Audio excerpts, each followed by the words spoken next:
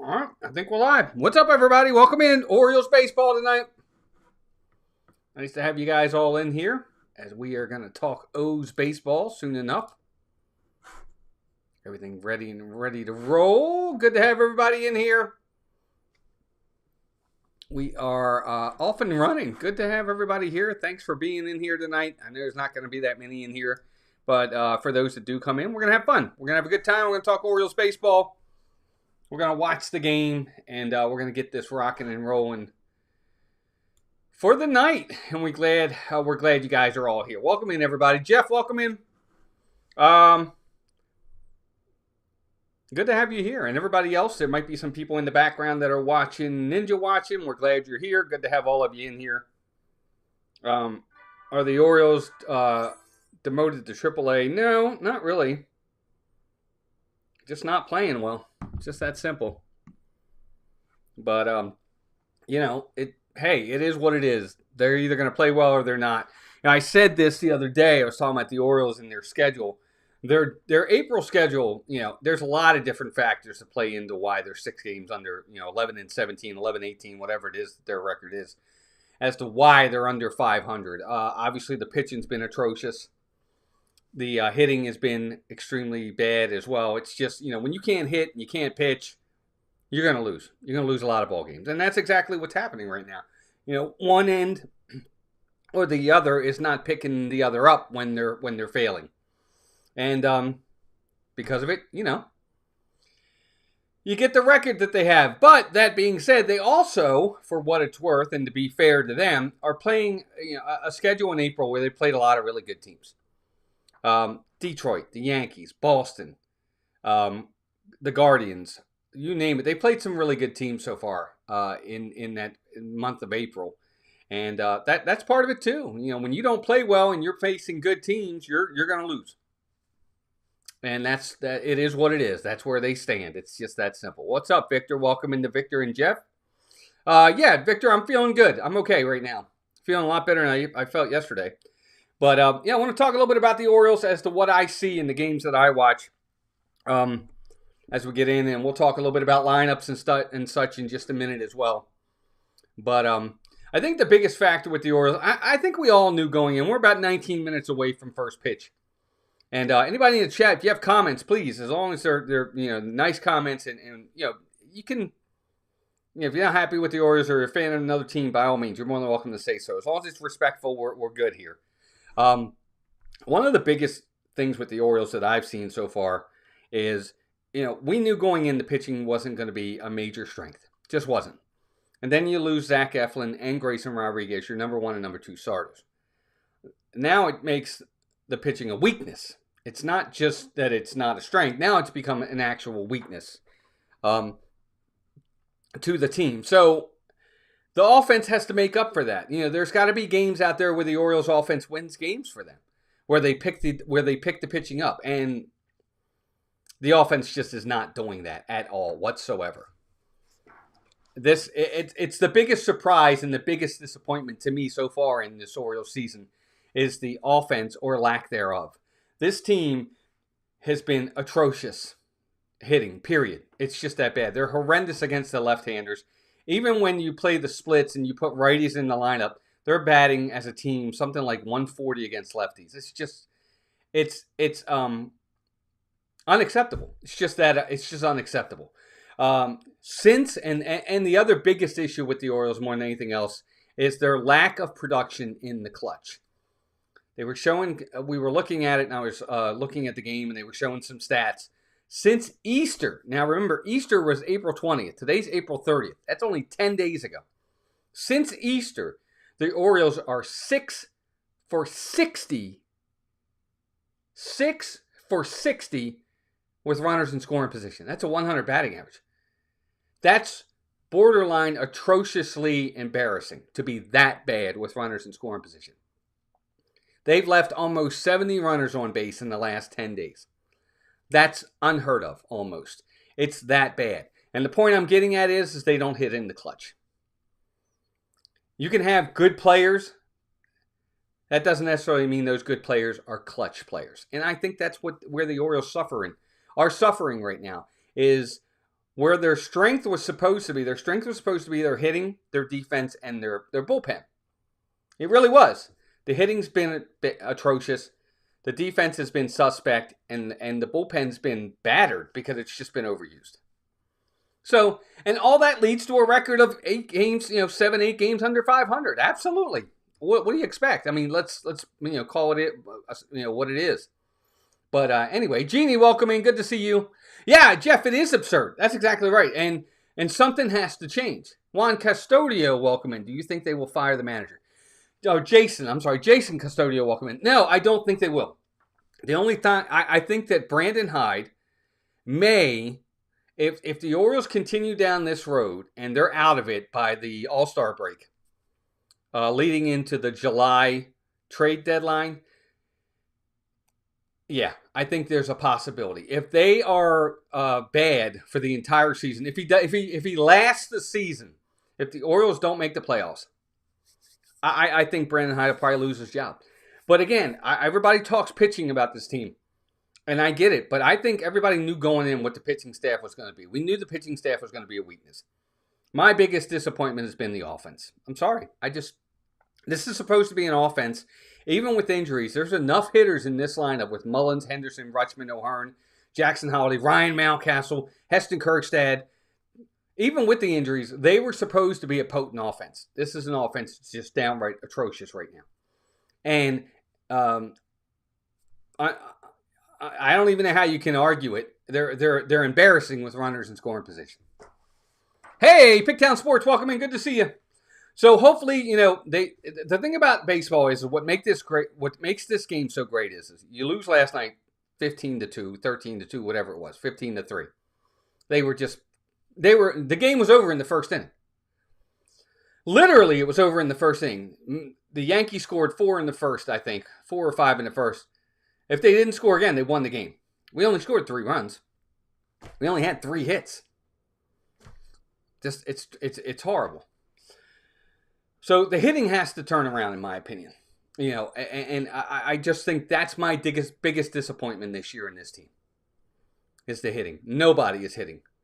And Mullins, he's been good so far, and that's great. What's he going to do over the course of the entire season? That's what I want to see. And Gunner's been bad. He hits a home run last night. So what? He hit a home. It scores 13-1 at that point. He hits a non-important home run at a bad, when it doesn't matter. I want to see the big hits in the big moments. That's the key to me.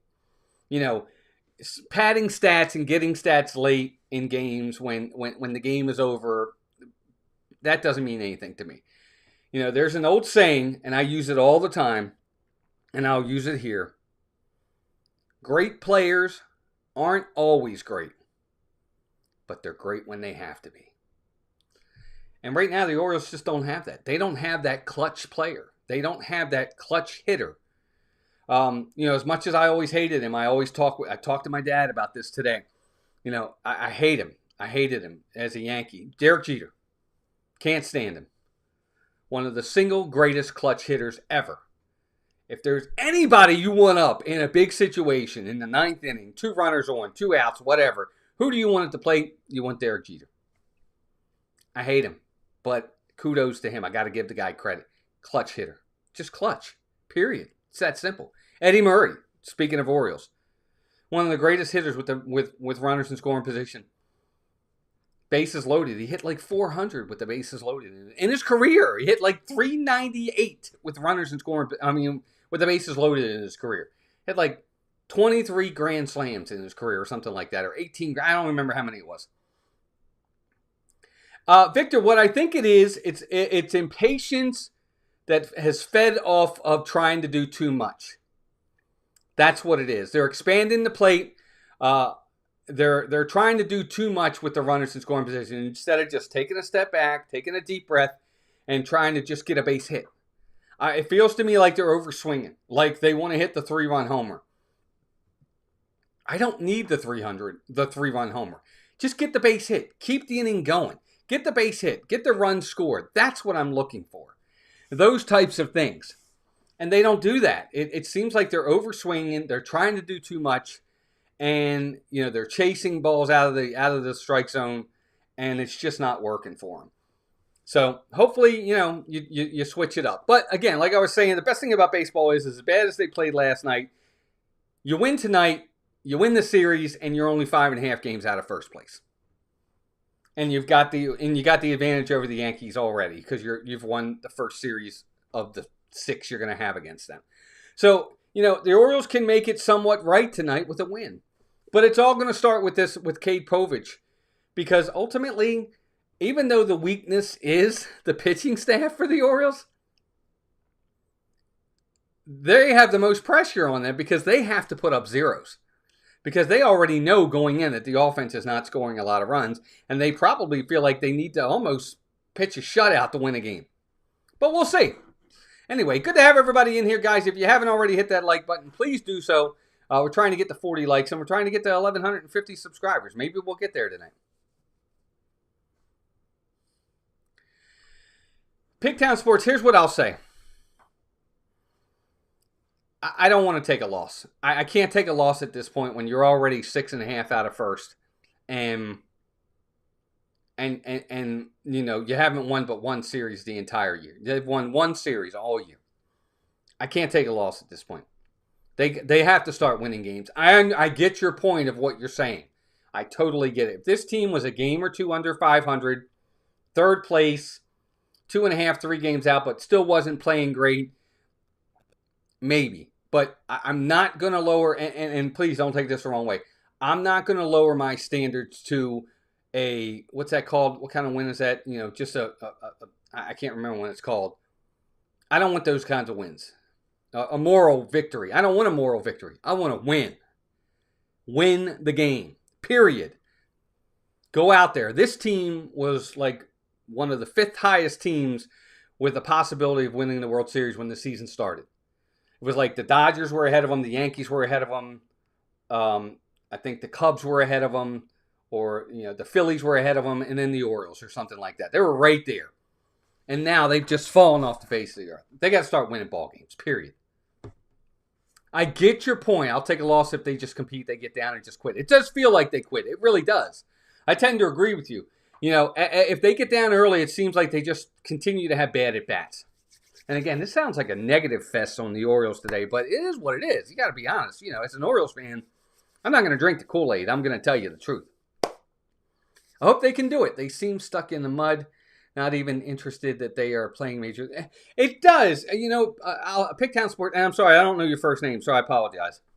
But I watch a lot of your videos, by the way. I love it. I watch as many as I can. I agree with you. It does seem like they're defeated before they're even defeated. I've never thought this is a team that is very good at coming back. I know a couple years ago they had like 83 comeback wins. I think that's really... A comeback win is if you get down 1-0 in the first inning, and then by the second inning you go up 2-1 and you lead the rest of the game. It's considered a comeback win because you were down at one point. All I know is if it's the 5th inning and they're down, then the game's over. Zach, okay. Thanks, Zach. I'm Walt. I don't know if you know that or not, but welcome in, bud. I tend to think that, for me, when the Orioles get down and it's past the 5th inning, ball game's over. They are not a late inning comeback team at all. They just don't seem to have that in them. And part of that is because they don't have clutch hitters. You have to have those hitters that are going to be clutch. You're going to come up in the big moment, shorten your swing, make contact, put the ball in play.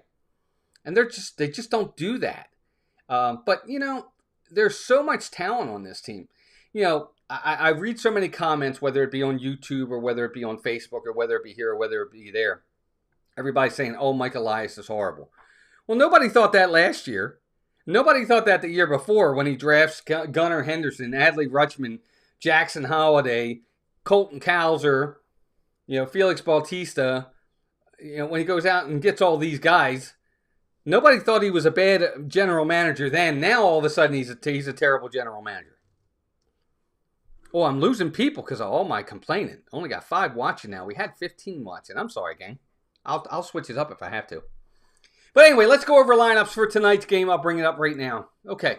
So, for the Yankees, they got Goldschmidt leading off. Grisham batting second, Judge batting third, Rice batting fourth, Volpe fifth, Austin Wells sixth, Reyes seventh, Dominguez eighth, and Peraza ninth. Carlos Carrasco, 5.26 ERA is on the mound. For the Orioles, Cedric Mullins batting first, Gunnar Henderson second, Rutschman third, O'Hearn fourth, Laureano back in left field fifth, Holiday sixth. They jumped him up to sixth at second. Mountcastle seventh at first base, Kirkstad eighth in right field, and batting ninth at third base, Ramon Arias. So a little bit of a better lineup tonight than what I was happy with than what we saw last night. Again, hopefully they can put some good at-bats together, score some runs early, get an early lead, and try to hold it. I like the idea that the Orioles are now starting to understand the importance of keeping Gunnar Henderson out of the leadoff spot. I think he's a 3-4 hitter. Always have, always will. I just think that's where he should be.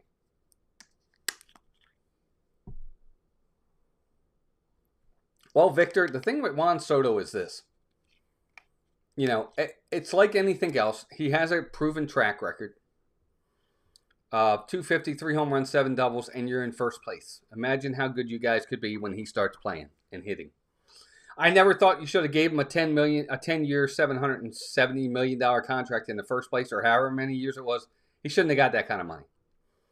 Way too much money, because he's almost a liability in the field now. He's not a great defender anymore. He really isn't. We saw a lot of him last year. To me, he's not an elite defender. He's an average defender. Okay? But he's an elite hitter. He's a superstar hitter. But that being said, slow starts don't mean anything. Talk to me in August. Let's see where he is in August. If he's still batting 250, he's got 15 home runs, 60 RBIs, he's not having a very good year, okay. But slow starts, I wouldn't worry about it. The track record's there. Juan Soto's going to be just fine. Your worry should be what he's going to be in 5 years. But if he wins you a World Series or two in the next 5 years, it's not going to matter. It's well worth the money spent. That's how I see it anyway. But again, we'll see what happens.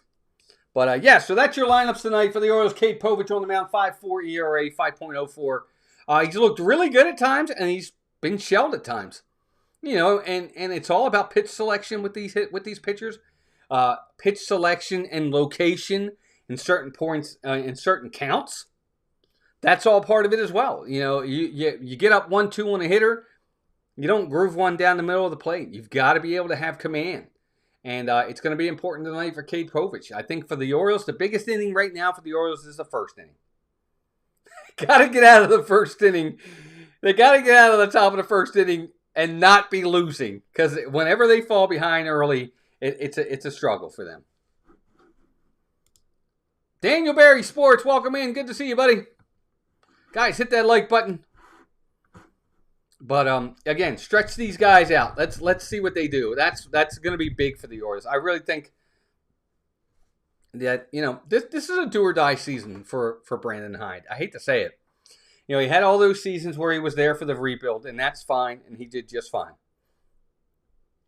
The last 3 years, he's had winning teams. 83 wins, then 101 wins, and then 91 wins last year. Both times in the playoffs, he got swept in the playoffs. Not a good look. And now his team is not winning in the regular season and is, on the verge here, if they don't start playing well, of possibly being out of the race for a playoff spot before we even get to the Midsummer Classic. So, his job could be on the line. They need to turn around. And we'll see. Hopefully it happens. Part of it for the Orioles has been definitely the injuries. They've definitely been hit majorly with the injury bug. And it shows. It has definitely showed. You get Colton Cowser back. You get Tyler O'Neill back. You get Jordan Westburg back. The 1-9 on paper, I'll stack up with anybody. I really would. I think the Orioles have 1-9 have some of the top talent in all of baseball. I really think so. Jackson Holiday, Gunnar Henderson, Adley Rutschman, Colton Cowser, Jordan Westburg, Cedric Mullins, Heston Kjerstad, who am I missing? Ryan Mountcastle, Ryan O'Hearn. Tyler O'Neill. I mean, that's like 10 really good guys. You know, I'm not the biggest fan of O'Neill. I'm not the biggest fan of Ryan Mountcastle, but they're good ball players, and they'll put up pretty good numbers. But that's just me. But we'll see what happens tonight. I'm ready to go.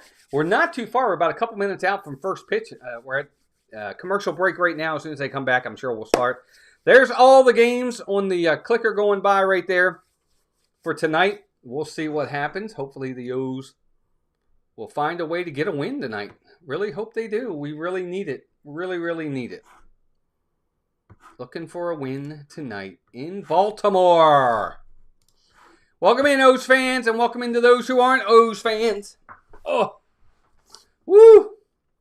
Cade Povich on the mound, looking to get the Orioles back on track and get a second series win. I don't know if they'll get it or not, but I guess we're going to find out in a few minutes. Anybody that's here in chat, all right, so Povich is doing his warm-up pitches. I'm sure they're going to start any second here. Is anybody in the chat ever been to Oriole Park at Camden Yards? Povich on the year, 5 starts, 1-2 record, 5.04 ERA, 25 innings, 1.72 whip, not good whip. Opponents are batting .327 against him. He's given up 4 home runs. So he's going to have to put up better numbers. God, we re-signed Alonso. He's killing you right now. Yep, I told you. Victor, I had said it all the way back when we were talking about where's he going to go. I say he's going to go back to the Mets. It's the best fit for him. Pete Alonso is one of those guys, in my opinion. He should be a Met for life. He really should. Like Cal Ripken was an Oriole for life. Jim Palmer, Brooks Robinson. Those guys were Orioles their entire career. Mike Trout. I'm sorry. I think Mike Trout should stay with the Angels for his entire career. He ain't going to win anything. But I think he's an Angel. You know, Derek Jeter. He was a Yankee his entire career. I just think that's the way it should be. Some of these guys, anyway.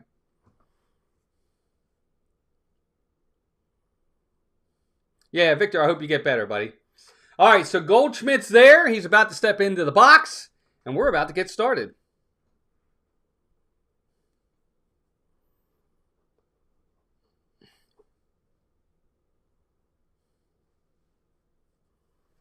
All right, first pitch. Here we go. There's a swing and a foul back. 0-1. Rutschman gives it a look, but it's out of play. So quick strike on Paul Goldschmidt, who was one of about 30 guys that hit a home run last night against the Orioles. 363 on the season. He's had a really good start to the season. Povich is set. Here's the pitch. Inside and low, ball 1-1. Goldschmidt's hitting for average, but no power right now. 1 home run, 12 RBIs, 363 average, 871 OPS. So good numbers in some respects, but the power numbers aren't there. Povich's 1-1 pitch. Curveball, strike right there, 1-2. Good curveball.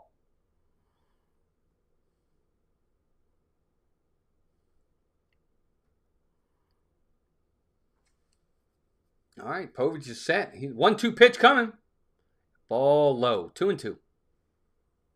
Good to have everybody in here, gang. Thanks for coming out tonight. 448 on base percentage in the first plate appearance of the game for Goldschmidt. So he's getting on base a lot to start games. 2-2 pitch. There's a fly ball deep down left field, but that's going to be foul. Ooh. He turned on that. He had him. He would have held up just a little bit. He's in a good spot. But 2-2 count now. This is where Povich is going to have to make a really good pitch. I'm looking at a curveball low and away to try to get him here. Let's see. Here's 2-2 pitch. There it is. Curveball, fly ball. It's going to be playable. It's a pop-up. Gunner's under it. And Gunner's got it. I thought it was a fly ball, but it never got there. But Gunner's got it for the first out. So 1 down for the Yankees. That's going to bring Grisham to the plate. Grisham hit a leadoff home run last night. Again, he was like one of 25 Yankees that hit a home run last night against the Orioles. Anyway, good to have all of you in here.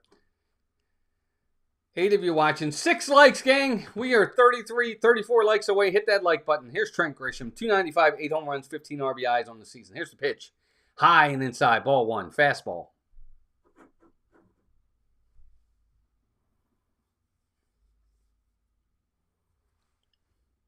Orioles just need to get healthy. Got to find a way to get healthy. 1-0 pitch. Swing. Really weak swing there. Nice curveball. Or that was a sweeper. 1-1.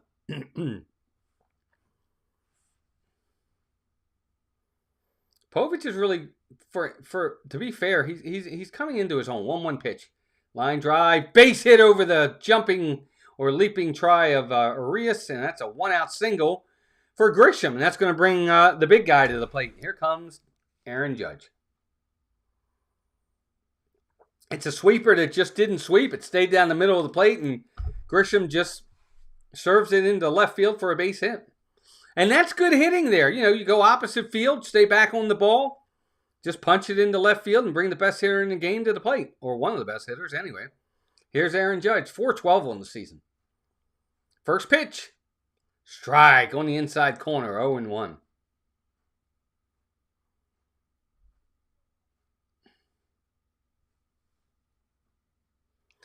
Good pitch to Judge right there. Got it in enough that if Judge swings, here's the 0-1 pitch, curveball, fly ball, deep center field. That ball's gone. That ball is way gone, just like that. 2-0 Yankees. Curveball, center cut, middle of the plate, and Judge did not miss it. Home run Yankees, 2-0, just like that. And I literally said it in the pregame show. I said the Orioles, the first inning was the big inning. You got to get out of the first inning and not be losing. And just like that, it's 2-0. This team. It's a curveball that it doesn't curve. It's center cut right down the middle of the plate. And a hitter of Aaron Judge's quality and strength is just not going to miss that. Dead center field. He hit it over 400 feet. 2-0, just like that, gang. My gracious. There's a ball. Oh, wow, that was a strike to Rice, but they called it a ball. 1-0. So just like that, 2-0 already.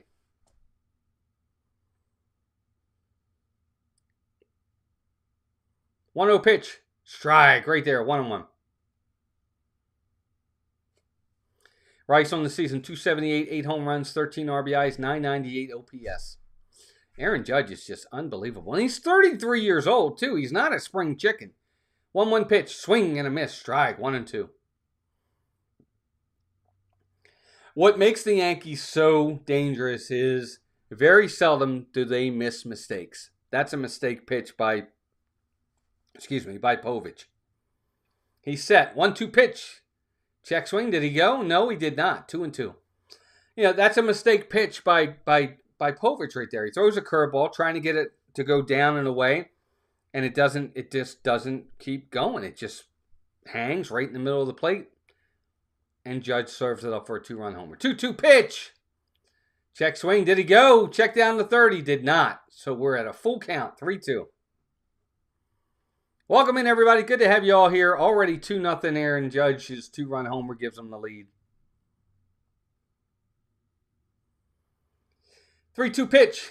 Swing and a miss. He got him. Strike 3. That's your second out of the inning. And that's going to bring Volpe to the plate. Anthony Volpe. Orioles made everybody look good yesterday. There's a ball high and inside, and Ben Rice tried to turn on it and just couldn't get there. So 2 outs, nobody on, 2 runs in for the Yankees. Here's Volpe, batting .234 on the season. First pitch, inside, way inside, ball 1, 1-0.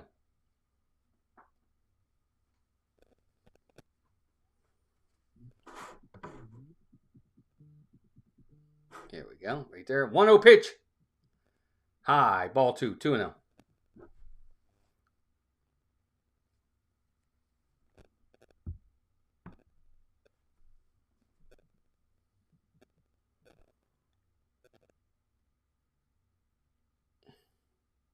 Here's the 2-0 pitch. Ball 3, inside. Inside and high. Good take by Volpe there. That's a good take. That's a pitch a lot of guys will swing at. Close enough. 2-0, you think you can get on top of it and drive it. But he took it. Good take. 3-0 count. Povich is set. Here's the pitch. Strike right there. Volpe's taking all the way. 3-1.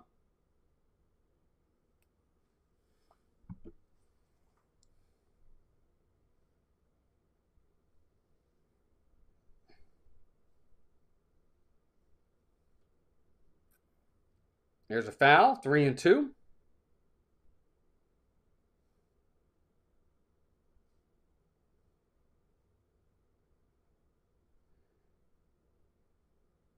All right, 3-2 pitch. Here it comes. He got him. Line drive. Yes! Gunnar Henderson. I thought he swung through it. Line drive to Gunnar. He gets him. So there you go. Inning over, but damage done. 2-0 Yanks.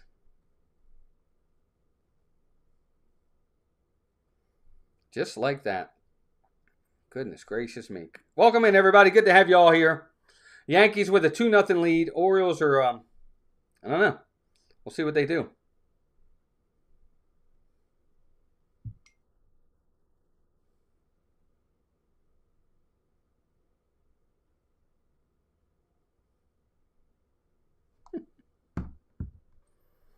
Good to have everybody in here.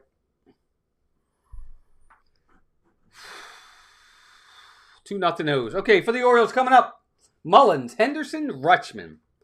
You know, you would think normally with this lineup, but the Orioles notoriously are slow starters. You know, you have guys like Mullins, Rutschman, Westberg, Gunnar at the top of the lineup. You would think they'd get out to early leads with that kind of talent, but they're just not. They're just not finding ways to get on base. But we'll see. Yeah, but Victor, one bad pitch, that's all it takes. You know, and especially the biggest part about something like that, Victor, and what I'll say is this. You're right, it's one bad pitch. But the issue is when do you make that bad pitch? It's one thing, you know, nobody on base, 5th inning, you got a 2-0 lead, you got a 7-0 lead, you make a bad pitch, it's one thing. But, you know, right out of the gate, first inning, man on already, your team's been down, you need a shutout inning, you need to get back into the dugout, you've got to make quality pitches, especially against a guy of the caliber of Aaron Judge. It's just that simple. All right, here we go. Cedric Mullins in the box.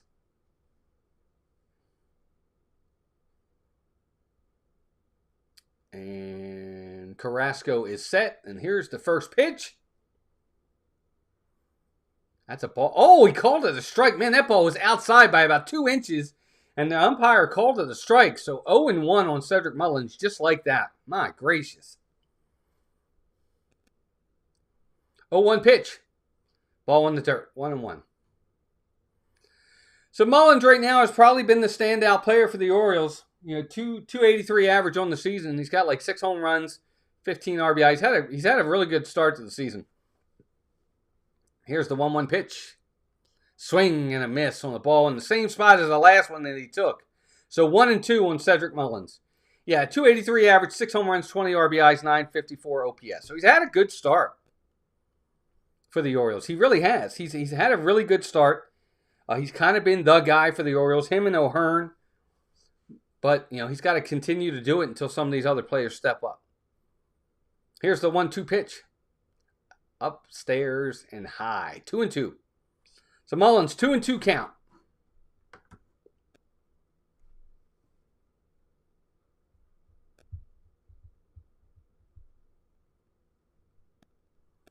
Two pitch. Check swing, foul. So we're going to do it again. 2-2. 7 of you watching. Good to have all of you in here. Thanks, gang. I appreciate you. I know there's other people that are live. So I appreciate you all being here. Hey, and the lights went up to 8. That's awesome. Good job, everybody.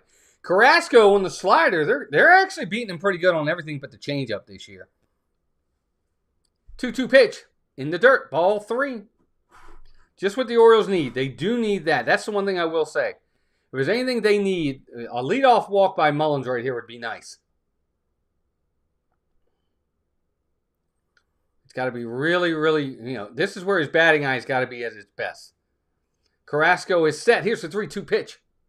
Line drive. That's down. That's up against the wall. Judge has got it, but Cedric Mullins is going to be held to a single. Nice throw by Aaron Judge. It's a leadoff single for the Orioles. Judge got to it quick, turned and made a strike throw to second to keep Mullins to a single. But the Orioles will take it. We will take it. A ball center cut right down the middle. We were talking about mistake pitches before. Mullins didn't miss it. He drives it, short hops the fence, But a good read by Judge and a perfect throw to second keeps him to a single. Hey, Gloria, welcome in. Gloria Thibodeau's here. Welcome in. Gloria, hit that like button for me. Here's Gunnar. 227, his first pitch. Ground ball to second baseman. Throw to second for one. That's all they're going to get. But again, Gunnar, the problem I have with Gunnar, take a pitch, dude. Swings at the first pitch way too much. Be patient. And just like that, he hits into a force out at second base. You take your, one of your fastest guys off the bases. Take a pitch or two. Give Mullins a chance to possibly steal a base there. Swings at the first pitch. Where's your patience? Here's Rutschman. First pitch. Inside. Ball one. 1-0. It's the pitch select. These hitters are just in bad habits right now. The guy just went 3-2 on the first hit of the game with some pitches that he missed bad. Take a pitch. All right, 1-0 to Rutschman. Here we go. Here's the pitch. Ball 2-0. I love Gunnar. Gunnar's one of my favorite players on the team. Him, Holiday, Rutschman, Cowser, Westberg, love those guys. But it's a frustrating thing when they're not paying attention to the game. You see the guy struggling, just like that. I don't know. 2-0 pitch. Here's the pitch. Here's a nice slider for a strike. 2-1. Rutschman takes it. That was a good pitch. So 2-1 count on Adley Rutschman. Man on first, 1 out. 2-0 Yankees. The Orioles really, really need to find a way. Thank you, Gloria. I appreciate that. Got to answer in some way this inning. 2-1 pitch. There's a line drive. Second base. Bobbled by the first baseman. It's a race. It's a foot race to first, and he's safe. It was a ground ball to the first baseman. He bobbles the ball. He cannot get to it, and then he pitches it to the pitcher, and it was a foot race to the bag, and Rutschman just beats him. Good hustle by Adley there. He's running. He's really coming out of the base fast. He slides into first. The pitcher slides into first, but Rutsch just beats it. But I don't like the fact that he slid. You can get yourself hurt with that, but he's safe. So first and second for the Orioles. Here we go again. Runners in scoring position. It's going to bring Ryan O'Hearn to the plate. Base hit here scores. A base hit's going to score, Gunnar. Hey, there's Melissa. Hunt, tough welcome in. I'm a Yankee fan. Am I welcome here? Of course you are. Look, dude, you're a Yankee fan. That's perfectly fine. As long as you're respectful and not mean, you can root for your team. Absolutely. Good to have you here. Here's O'Hearn. First pitch to him, slider, strike, 0-1. Good pitch. I like him taking a pitch there, though. Carrasco is struggling. He's getting behind in counts. The Orioles, a couple hitters have hit him hard. Why not? Take a pitch. 0-1 pitch. Swing and a foul. 0-2. Just like that. So just like that, Ryan O'Hearn is down in the count. The advantage goes to the pitcher here. We need a big hit. It's the one thing we talked about earlier on, and I'm saying it again. The Orioles are just not clutch. When you need a big hit, they're just not getting the big hit. And it's been an issue. 0-2 pitch. Here it is. Ball in the dirt. 1-2.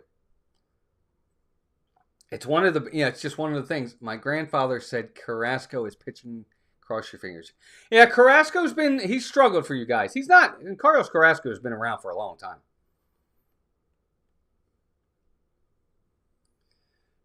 1-2 count on O'Hearn. Here's the pitch. Check swing. Did he go? No. Third base umpire says he checked it. So 2-2 count.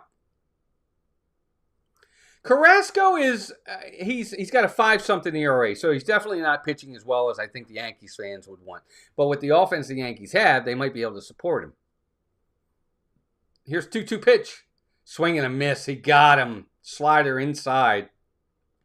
And once again, what did the Orioles do? Man on second, first and second, 1 out. Need a big hit out of your number 4 hitter. This is your cleanup guy. This is your number 4 hitter. He doesn't even put the ball in play. Doesn't even put it in play. Now here's Laureano. Doesn't even put it in play.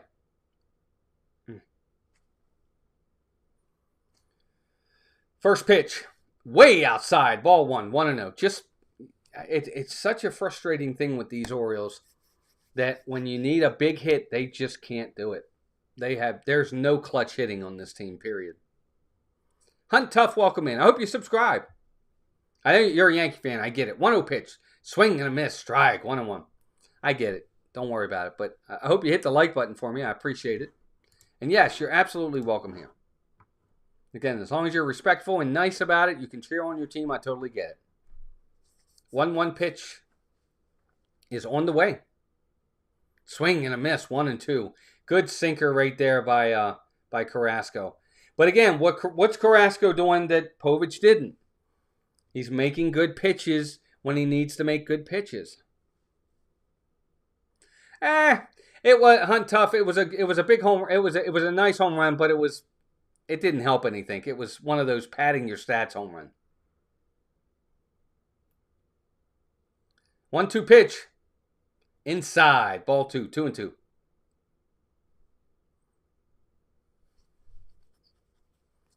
And Carrasco, 21 pitches in the innings. Got a chance to get out of this.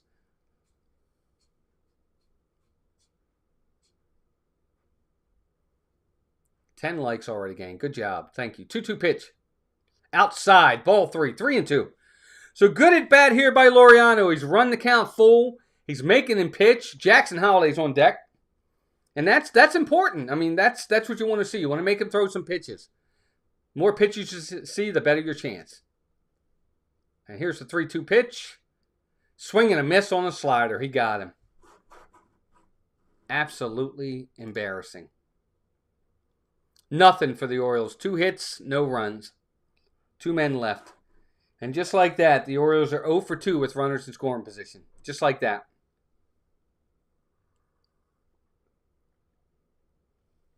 And the worst part about it, it didn't even put the ball in play. Didn't even put the ball in play. They struck out both times. Unbelievable. It's just, I don't know what to say as an Orioles fan. Oh, well, thank you, Hunt Tough. That means a lot. I appreciate you doing that. As an Orioles fan, I'm 54 years old. So I've been around for a very, very, very long time. And I've seen a lot of Orioles. I've seen some good teams. I've seen a great team, the 83 World Series. And I've seen some bad teams. But this, Slyster, you really kind of said it. It's been dismal. It really has. The fact that this team cannot hit at all with runners in scoring position. Welcome in, by the way, Slyster. That's an issue. That's an issue.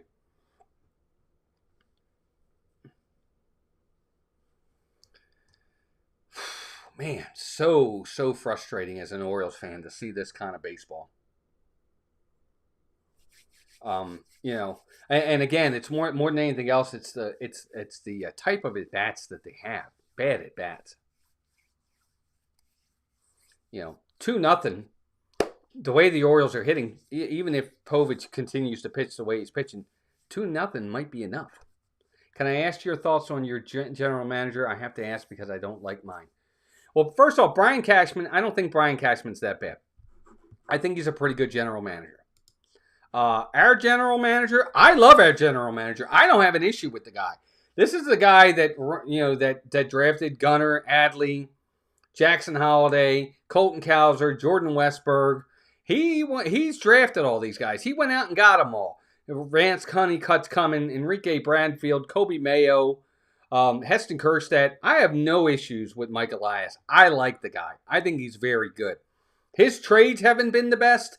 If he can make better trades, I mean the Corbin Burns trade was good. 1-1 count to Austin Wells, by the way, gang. He's fine. I like Elias. I think it would be a mistake to get rid of him. 1-1 pitch, high, ball 2. And what's crazy, it's the batters that's just as bad as the pitchers. Yeah, and that's the problem. That's why they're losing, Slyster. 2-1 pitch. Swing and a miss. Strike. 2-2. Hunt Tough, here's what I'll say about the Yankees. Okay? When you guys were winning all those World Series back in the 90s, you won because you drafted well back then. You drafted Posada, Jeter, Bernie Williams, Andy Pettitte.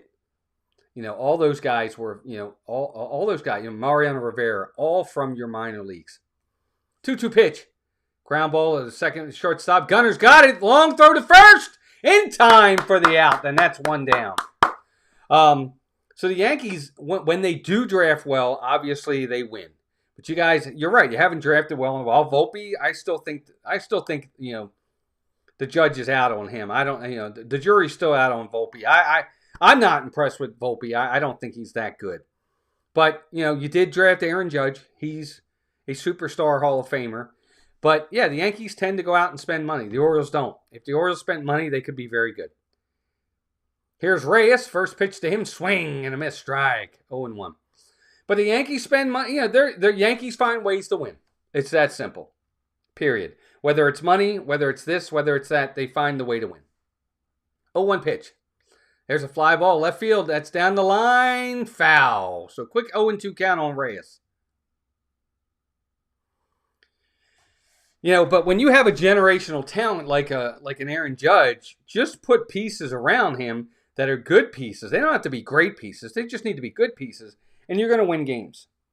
But the Yankees went out and yeah, they buy a lot of players, but it is what it is. Here's the 0-2 pitch. Curveball in the dirt. It's one of the things I don't like the fact that baseball doesn't have salary cap. I think it needs to be a little bit more fair. Teams like the Orioles and the Rays and even the Blue Jays, they can't keep up with the Yankees spending-wise. The Yankees are going to outspend everybody. Them, the Dodgers, the Cubs, the Red Sox. 1-2 pitch. Curveball, fly ball, left field. Hit pretty well.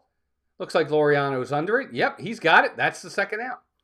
I just want a little bit more of an even playing field in that respect. But that's the way the game is set up, so it is what it is. So 2 quick outs here. Here comes Dominguez, the number 8 hitter. Povich could really use a nice shutdown inning here. Jason Dominguez, 239, 2 home runs, 12 RBIs on the season. Here's the pitch.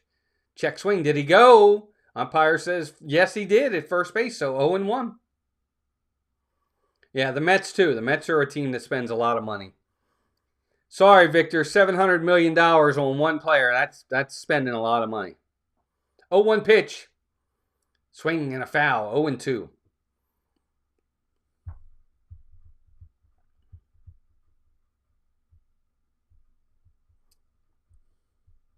Yeah, the Yankees have always been the big spenders, and they have the money to do it. All right, so quick 0-2 count. Here's the 0-2 pitch in the dirt. Ball, 1-2. Not even close. And those are the types of pitches. Look, those types of pitches happen every once in a while. But on an 0-2 count, just make a competitive pitch. See if he'll expand the zone and chase. Maybe he will. Maybe he won't. But if you can get him to expand the zone, maybe you get him. So here we go. 1-2 pitch.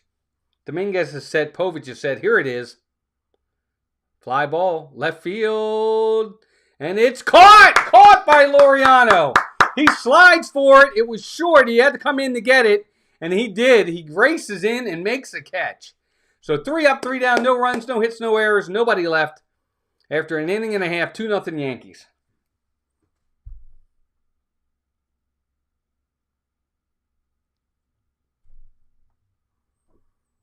Oh, the Yankees are pretty filthy rich, too.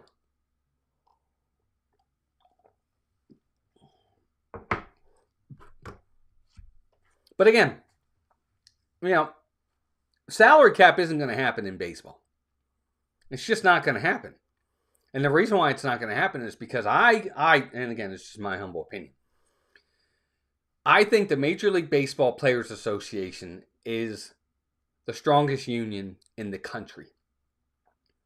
They have each other's backs. They really do. They are solid as a group. They will stand together. Football has had the scabs. They've had players cross the lines. Basketball, all those for hockey, they've all... No. Baseball, they draw a line in the sand, and those players are like, we won't play. It's that simple. They are the strongest union. And that's why they've been able to keep a salary cap out of baseball. Players don't want it. Agents don't want it.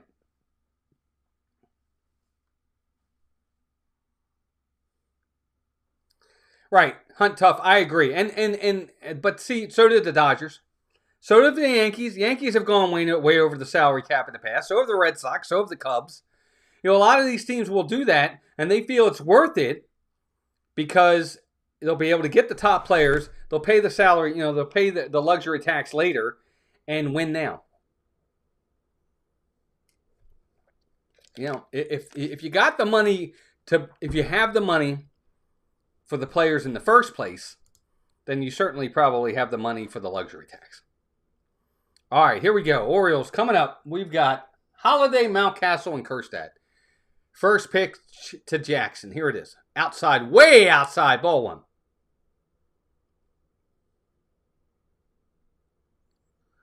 Yeah, not much you can do about it. Ohtani, $750 million himself. 247, 2 home runs on the year. Here's the 1-0 pitch. Line drive center field. Down for a base hit. Jackson Holiday down for a base hit. That's 2 in a row for him. He came in as a pinch hitter last night, got a hit. And see, that's what I'm talking about with Jackson. With a young new player like that, put the bat on the ball, get your hits. He shortened his swing. He went out and got it and just shoves it into center field for a base hit. The power will come in time. Get the timing down. Get the hits under your belt. Get comfortable. Power's going to come over time. So here's Ryan O'Hearn. Man on first, nobody out. Here's the pitch. There's a ball outside, just outside, 1-0. Mountie, 191 on the season, just terrible. No power whatsoever. No, thank you. You can keep Volpe. I'm going to keep Jackson. 1-0 pitch. Fly ball, left field, hit pretty well. Back goes the left fielder. It's gone. Wow, how about that? You talk bad about a guy, and he hits a home run. Ryan Mountcastle, finally, a 2-run homer, and the Orioles have tied this game at 2-2. Only his second home run of the year. They moved the fence back in to help him, and, well, there you go. It helped him. So he's been in a slump, but he breaks out of it right there, and just like that, the Orioles have tied this game 2-2. That's a big at-bat for the Orioles. But again, part of it is Povich coming out in the top of the second and blanking the Yankees. So, that's a big home run for the Orioles. Puts them right back in the game. And here's Heston. First pitch to him, outside, ball one, 1-0. Well, the thing about Carrasco is you really need him to pitch because you need innings. You don't want to tax your bullpen. Here's Kjerstad, 186 himself. Here's the pitch. Swing and a miss. Man, he's got a really nice swing, Heston. If he can shorten his swing up just a little bit, I still think Kjerstad's got like 40 home run power. 1-1 pitch coming. Here it is. Swing and a miss on the sinker. He was way out in front of that ball. 1-2.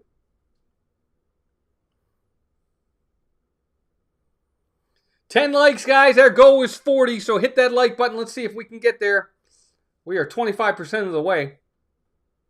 1-2 pitch, swing and a miss. He got him. Change up low and away. And that's the first out. 1 down. Here comes Ramon Arias. Mountie got the bat head out in front, pulls his arms in, and just puts it into left field seats. That ball's not gone if it's last year's fence. Moving that fence in 20 feet helped him. Here's Arias, outside, ball one, 1-0. So 2-2, the Orioles are in this game. They got a chance.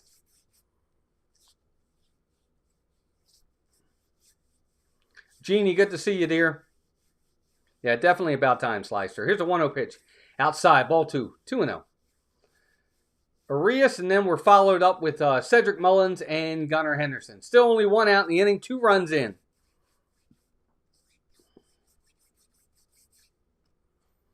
Two-0 pitch. Fly ball, left field, hit pretty well again. Back goes to left field, and that ball is gone. Holy cow, Ramon Arias with a home run. And just like that, the Orioles have taken the lead. Wow, and there goes the bird bath. Again, it's all about pitches and the pitch, location. It was a center cut pitch on a 2-1 count, and Arias didn't miss it. So 3-2 Orioles, they take the lead. Just like that. My gracious. It's still early, Hunt Tough. Got a long way to go. It's only the second inning. Cedric Mullins fly ball right field. Hit pretty well, but here comes Aaron Judge, and he's got him for the second out.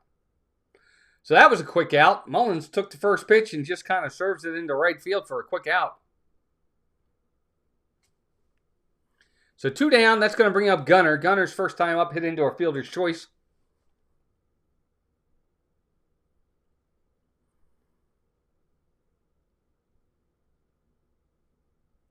Carrasco is set.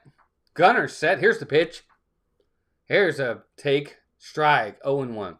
I get it. I know that sometimes when you take a pitch, you can get down in the count, but I like seeing a hitter take a pitch. I just do. All right. 0-1 pitch coming. Swing and a miss. Strike. 0-2. So 2 quick strikes on Gunnar Henderson. 3-2 Birds. 3 runs in the inning. Again, how are they scoring their runs, though? Home runs. They score them off of home runs or they don't score them, it seems like. Gracious me. 0-2 count on Gunnar. Gunnar set. Here's the pitch. In the dirt. Ball 1. 1-2.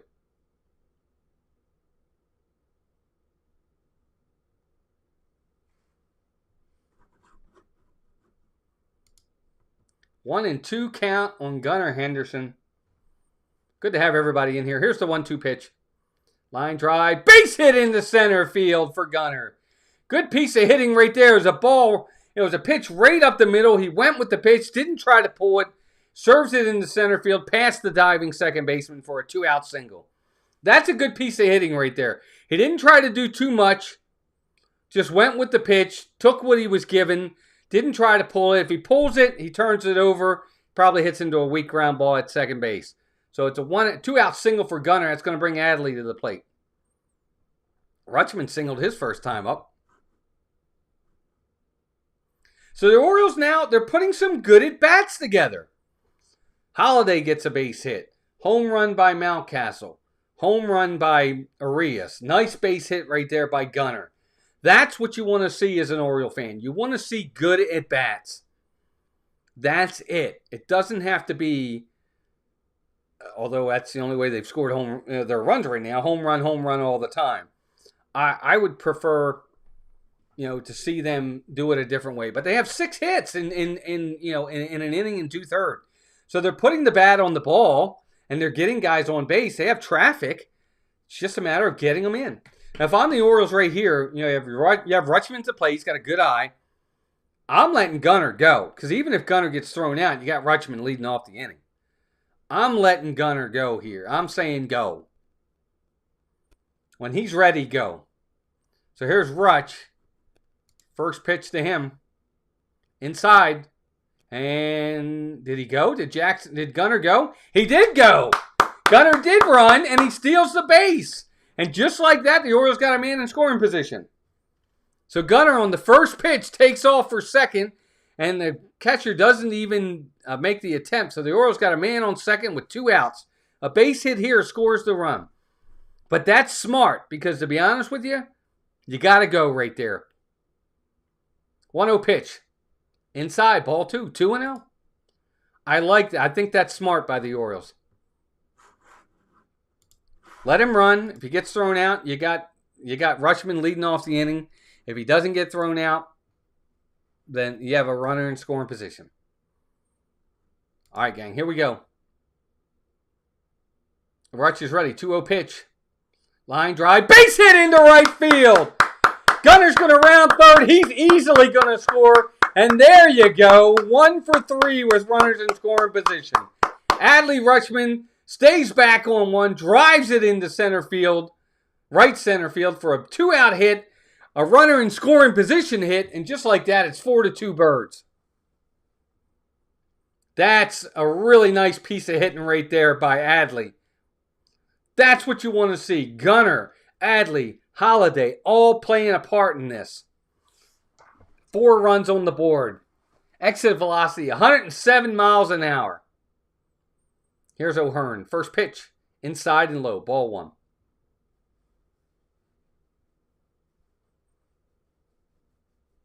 Yeah, slicer, that's exactly right. Stay aggressive. And now that you have a lead, when you're playing with a lead, you can be a little bit more aggressive because you have a lead. 1-0 pitch. There's a strike just in the lower part of the zone. Now, what the Orioles are hoping for, no matter what happens here with O'Hearn, hit or no hit, inning ends, whatever, you really need Povich to put a 0 up. Hey, Caitlin, welcome in. 1-1 pitch. Swing and a miss, strike, 1-2. Hello, Walt. I hope you're having a great day. 9 days until graduation, so down to the wire. Nice, Caitlin.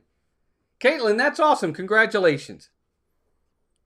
What are you doing? Where are you going next? Didn't you say something about Universal? I think that's great. Congratulations to Caitlin. 1-2 pitch. Check swing. In the dirt. 2-2. So Hearn's putting together a good at bat here as well. Not chasing. Good at bat. Good at bat right there.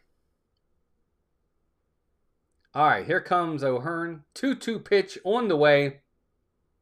Line drive. Caught by the shortstop, and that's the inning, folks. But the Orioles do the damage. 4 runs on the board for the Birds. And it's 4-2 Orioles, just like that. Good inning by the O's. Good hitting. Whew, it put some runs on the board. Now all we need is for Povich to come out in the 3rd inning and put up a 0, young man.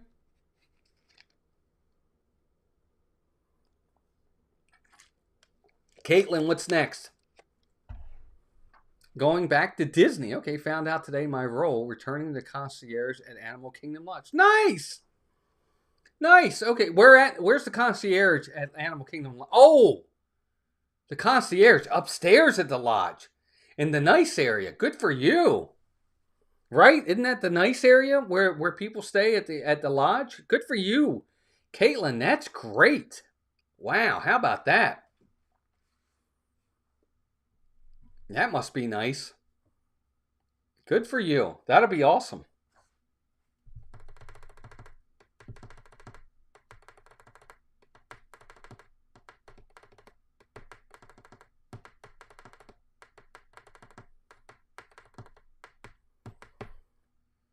The Yankees got top of the lineup coming up for them.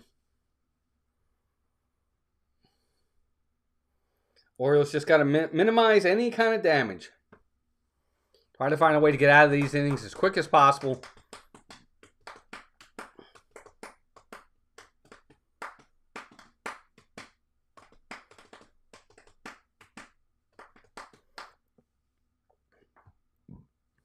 Oh, that burp was sponsored by D&G. There's Eddie. They're showing the Eddie Murray plaque out there. All right, here we go. Yankees got Peraza, Goldschmidt, and Grisham. 9, 1, and 2 in the 3rd inning. Orioles looking to put up some zeros. Povich has got a shot right here now. He needs to put up a good inning for the Orioles. Get them back in the dugout. Here's the pitch. Outside, ball 1, 1-0.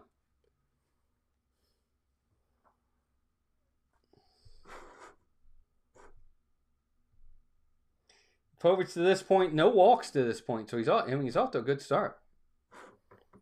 Next pitch, strike, 1-1. Sorry, I was going to say swing and a miss, but so 1-1 count on Oswald Peraza.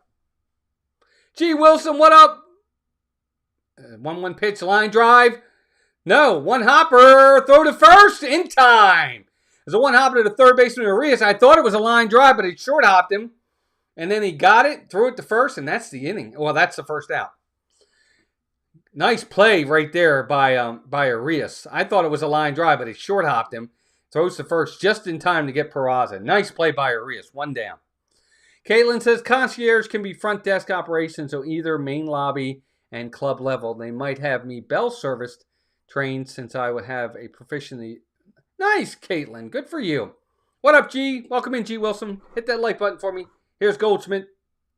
Swing and a miss. Strike. 0-1. And the Orioles, if they could get a really nice pitching performance out of Povich, that could be a huge shot in the arm. 0-1 pitch. In the dirt. Ball 1. 1-1. G. Wilson, welcome in, man. Good to see you, bud. Got to meet him and his family at Disney. What's that? I guess it was about a year ago now, right? Driving. Be safe. Driving, please. 13 likes. Good job, everybody. 1-1 pitch. Here's a strike. Whoa! He called it a ball. Oh, my gosh. That ball was right there. Right down the middle.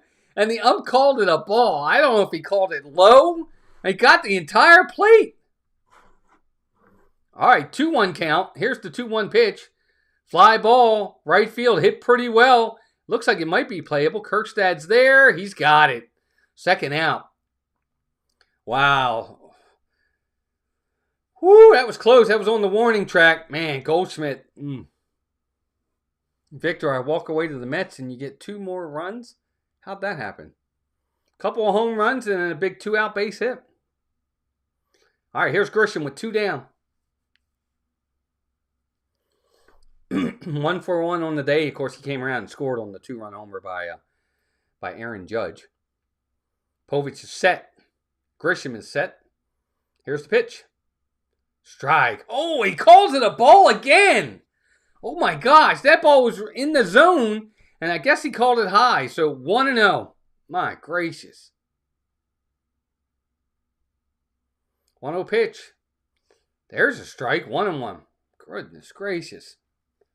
Man, this ump is really squeezing Povich right now. That's 2 balls that he's called balls that were strike. 1-1 pitch. Curveball. Ooh, just misses. 2-1. Nice curveball. It goes from 10 to 3. 10 to 2. Well, no, not 10 to 2. Because it starts up here and then goes down. So I guess that's 11 to 5. 2-1 pitch.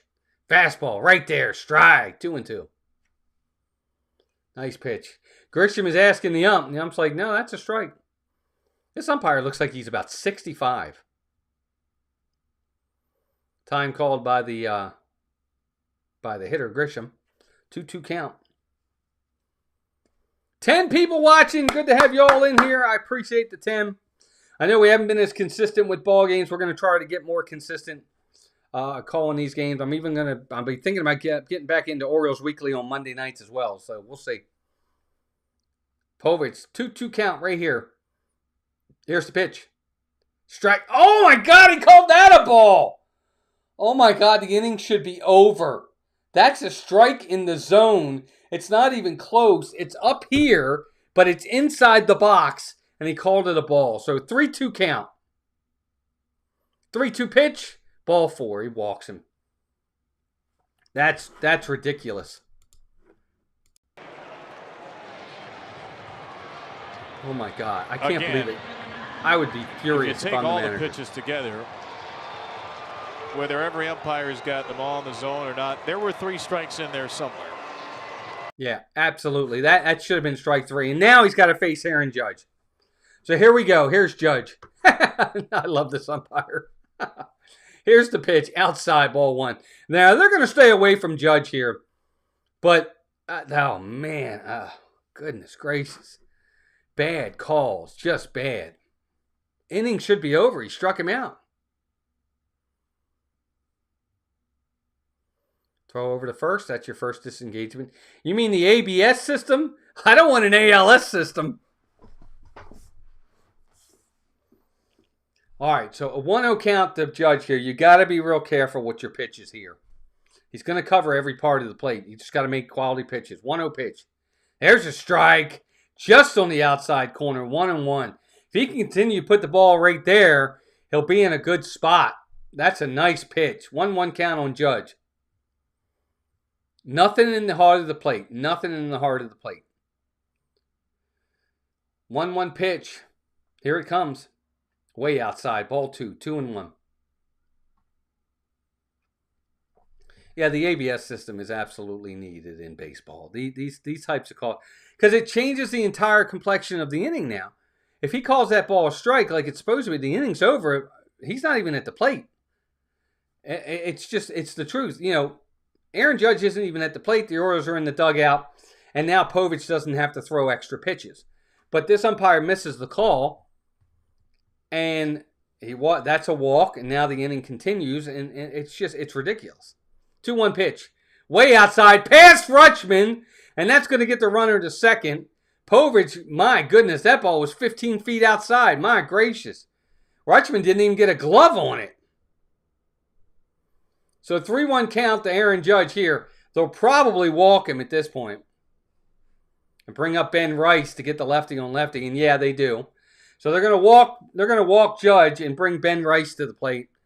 Have the lefty on lefty matchup. It was a 3-1 count anyway. Might as well put him on. Don't give him a chance to hurt you.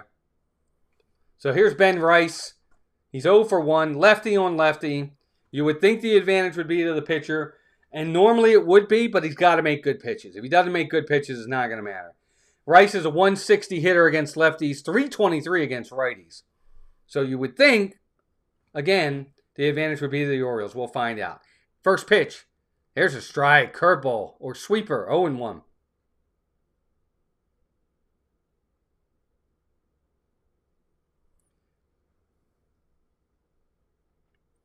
Oh, 1 pitch. Check swing. Did he go? He did. 0-2, just like that on Ben Rice. Very nice. That's what you want to see. That's the hope right there. Get an 0-2 count on him, and let's see if we can get him. So quick 0-2 count on Ben Rice. Let's see if Povich can make a quality pitch and put him away.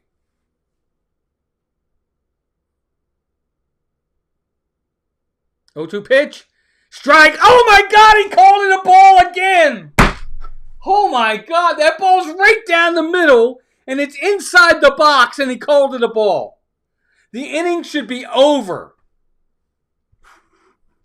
What has he got to do? Hugely significant misses. 2 strike pitches. 1-2 pitch. Pop up. Down the He's middle. going to get out of it. Looks like Gunner's got it. With the early call. And that gets the Orioles out of the inning. Povich works around the 2-out trouble. My gracious. So he gets out of the inning. Thank goodness. But man, this umpire is missing calls, dude. Totally missing calls. You gotta, if he's gonna miss like that, he better miss when the Orioles are at the plate, because that was 4 of them now that are in the box, and you gotta have it, man. I'm sorry. Gotta call it right, and I would say that right hand to God. And if anybody knows me, I don't want to win that way. I want to win the right way. You make a good pitch, and I don't swing at it, and it's a strike, I'm out. It's on me. I agree. The ABS system is totally needed. Changes the entire complexion of an at-bat, of an inning, and a game. Because what you're doing is you're having a guy like Povich probably threw 15 extra pitches in that inning that he shouldn't have thrown.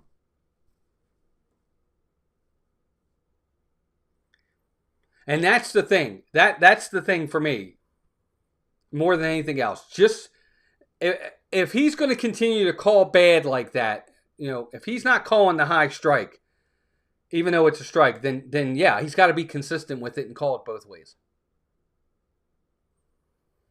So, you know, these guys, there's got to be a certain, you know, ball players, if they don't perform, they get sent to the minor leagues. Guess what, umps? They got to look at that. I mean, they look at some of these things, and you know, I've seen videos of guys that watch an entire game and look at how many pitches are missed. Guys are missing 25 pitches a game. That's a lot. You shouldn't miss but 5. Guys are missing 25, 30 pitches in a game. Both ways. Balls, they're calling strikes, and strikes, they're calling balls. All right, so here's Laureano. First pitch. Inside, almost hit him. Ball 1, 1-0. I don't know. I just don't like when they do that stuff. Just call it. Call it right. Carrasco's still out there. 1-0 pitch. Foul. Swing and a foul. 1-1. I don't know. Carrasco, where he's getting beat is on the inside. Well, inside the righties, outside the lefties. 1-1 pitch. Inside, almost hit him again. 2-1. So 2-1 count. Don't forget, guys, when we get to the third inning, the fifth inning, and the third inning and the seventh inning, we'll do score updates around Major League Baseball. 2-1 pitch. Swing and a miss. Strike. 2-1. No, 2-2. Again, nice having everybody in here. 13 likes. We may not hit our goal tonight, but that's okay. Glad to have you guys here. 14 watching right now. Welcome in, everybody. Good to have you all here. Orioles, Yankees. Good game so far. 4-2. Bottom of the third. Here's the 2-2 pitch. Swing and a miss. Got him again on the changeup. That's what he got Laureano out with the first time up. So 1 out.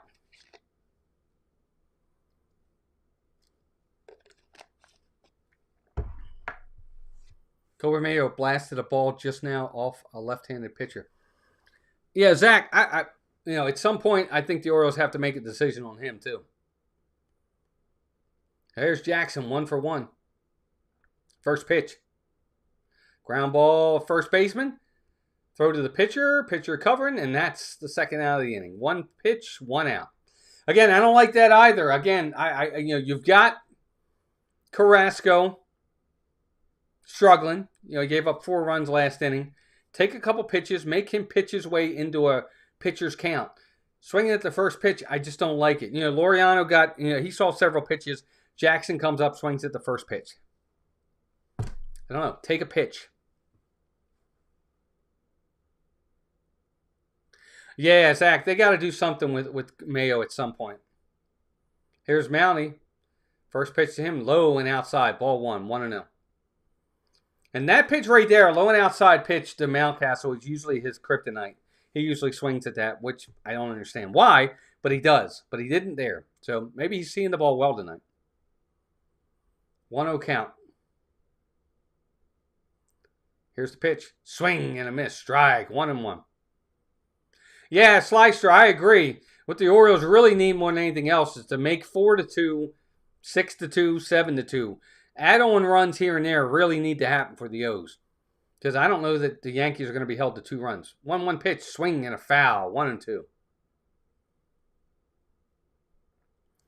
I think of all the Orioles that I watch when they talk about at-bats, I think Ryan Mountcastle is probably one of the Orioles that I think has the most bad at-bats.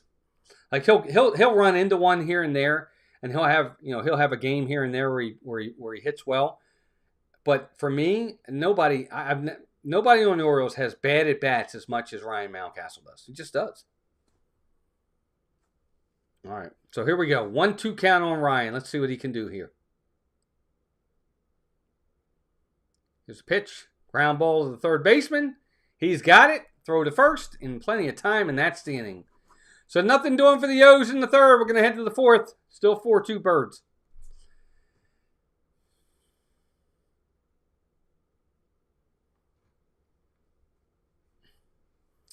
I see that the game day that I'm watching is a little bit ahead of me. I don't like that. So I'm going to see if I can do something here. I usually have the game day over there. So hold on 1 second. I'm going to try something, gang. I really don't want the game day ahead because then you guys are going to see what's happening before I see what's happening. Because I'm not watching the game day.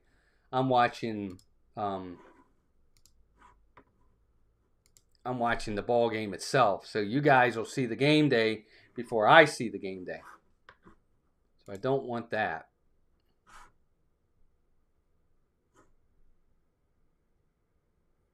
All right, so we're going to put it right there, right there. There we go. All right, so hopefully I'll be ahead now, and they'll be behind. Anyway, good to have everybody in here. Still got 9 of you. We got up to like 14 earlier, so it's good to have everybody here. We got 14 likes, too. Thanks, gang. That means a lot. Yeah, Max Fried's kind of been a lifesaver for the Yankees. You know, when you lost Garrett Cole for the season, Max Fried, you had two number ones when you had Garrett Cole and Max Fried. You know, even though you lost Garrett Cole, you had Max Fried back. So, yeah, I mean, he's a good pitcher. He's definitely an ace.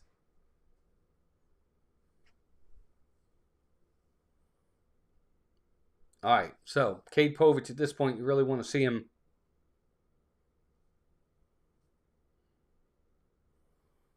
Again, continue to put up some nice numbers. Zeros is what you're looking for. Good defense for the Orioles so far in this game. They played really, really well defensively. Very solid. Made some really nice plays. All right, Povich, here he is. First pitch. Strike inside. 0-1. Volpe is 0 for 1 on the night. Here's Volpe.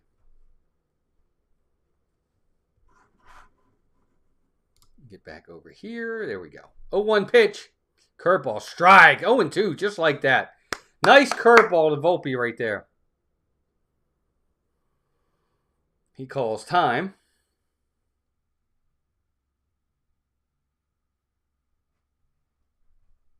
So a quick 0-2 count on Anthony Volpe. Let's see if the Orioles can do anything about it.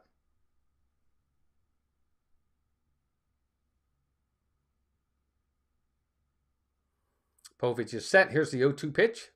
Swing and a foul back. It's going to stay 0-2. 4 runs, 7 hits, no errors for the Orioles. 2 runs, 2 hits, no errors for the Yankees. 4th inning. All right, looks like Povich is set. Here's the 0-2 pitch. Curveball inside and low. Ball 1. 1-2.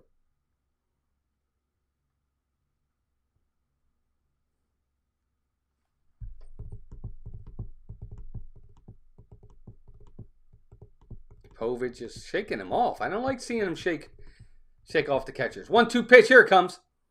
Inside and low. Ball 2. Outside and low. Ball 2. 2-2.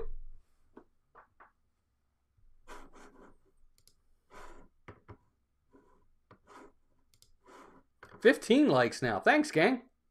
2-2 pitch. Fly ball. Right field. Playable. Kirkstad's under it. See if he can get it. Yep, he's got it. That's the first out. 1 down. Kirkstad still worries me a little bit. He still worries me a little bit in right field. Sometimes it's an adventure out there for him, so I get a little worried. Until I see it in the glove, I'm like, I'm kind of holding my breath. That's going to bring Austin Wells to the plate. He's 0 for 1.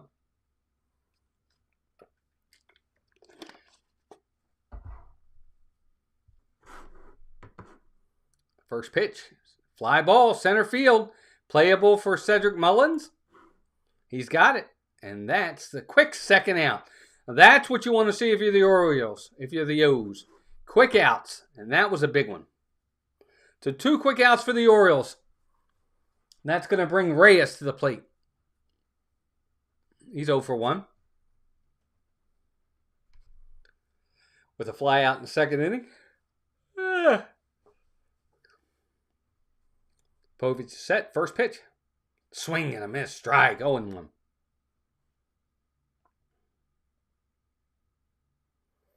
Povich right now, he's at 65 pitches through 3 2/3.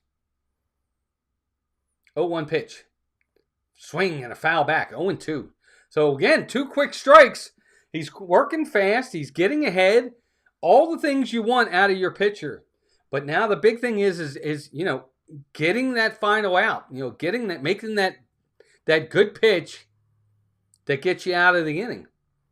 And limiting the pitches. Can he make the pitch? Here's the 0-2 pitch. And it's a ball in the dirt. 1-2. Way in the dirt. Again, he's ahead in the count 0-2. Just make a competitive pitch. See if Reyes will chase. Wasn't even close. He's not going to chase that. Chisholm's out of the lineup. Did he go on the injured list? 1-2 pitch. Way high. Ball 2. 2-2. So here you go. This is what Povich can't do. Bullpen game for them. Huh, Victor? Okay. So 2-2 count on Reyes. Here's the pitch. Ball 3. 3-2. Oh my. Okay, so let's see what we do here with Reyes. Got to find a way to get this out, guys. Come on. Dominguez is on deck. 3-2 pitch. Here it comes. He walks him way outside. Terrible, terrible, terrible, terrible at bat for Povich. You have the run. You have him 3-0-2, and you walk him.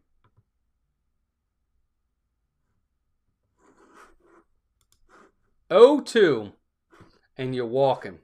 Just you can't do that. You know, you can't. You can't do that. So here's Dominguez. He's 0 for 1. First pitch. In the dirt. Ball. 1-0. It's the one thing. It's the issue. Povich has got to find ways to be more efficient with his pitches. He really does. He's just not doing it.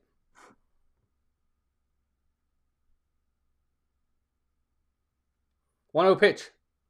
Line drive. Third baseman's got it. Ground ball. Throw to second for the force. And that's the inning, folks. Good job. So Povich gets out of it. No runs. No hits. 1 walk. 1 left. Here we go.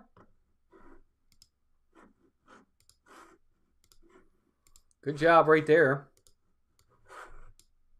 That was a good job. That was a really good job by Povich to get out of that and no runs. Most important thing. Bottom of the 4th coming up, folks. Nice having everybody in here today, guys. I really appreciate y'all being here. Definitely appreciate everybody. Povich's problem is that he throws away pitches when he's 0-2. Oh, I agree. Slicer, I was just talking about that. I agree. You know, you get an 0-2, 1-2 count. Just make a competitive pitch. Just make a competitive pitch. It doesn't have to be a strike. You know the old saying, I say this every single game on here. I do. I say it every single game. I'll say it again. Get ahead with strikes. Get them out with balls. Just be competitive. Make a competitive pitch when you're ahead in the count like that. And a lot of times, guys will expand the zone. They'll chase, and you'll get them. But he doesn't make competitive pitches. Throws a ball directly into the dirt, way high, way this, way that. And then 0-2 and 1-2 becomes 3-2. And then he's thrown 4 or 5 extra pitches. He's just not efficient with his pitches. Now, he's still a kid. He's like 22, 23 years old is Povich. So he's going to, and this is his first real season in the major leagues. So I get it. You know, this is his first full season in the major leagues. He'll get better. But, you know, he'll get better over time. I really think he will. I'm actually very, very happy with what I've seen from Povich. I think he's matured into a really nice pitcher. Who, for the most part, keeps the Orioles in games. And as he gets older and learns to pitch even more, I think he's going to be a really good left-hander for the Orioles. G. Wilson, welcome in, bud. Good to see you. We're doing good. Here's Kirkstad. First pitch to him outside. Oh, Carrasco fell down. Well, that ball was outside, but the umpire called it a strike, but Carrasco goes down. Here comes the manager and the trainer for the Yankees. I think that's going to be it for Carrasco. He fell after he threw the pitch. I hope he's okay.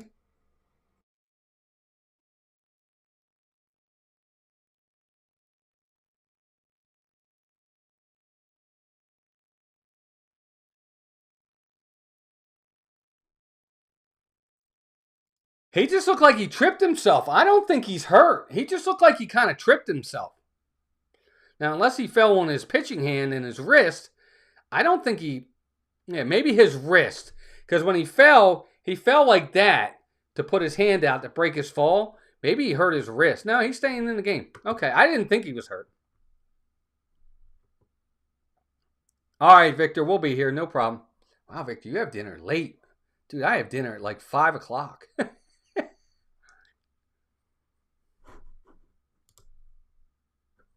All right, so Kirkstad's behind in the count 0-1.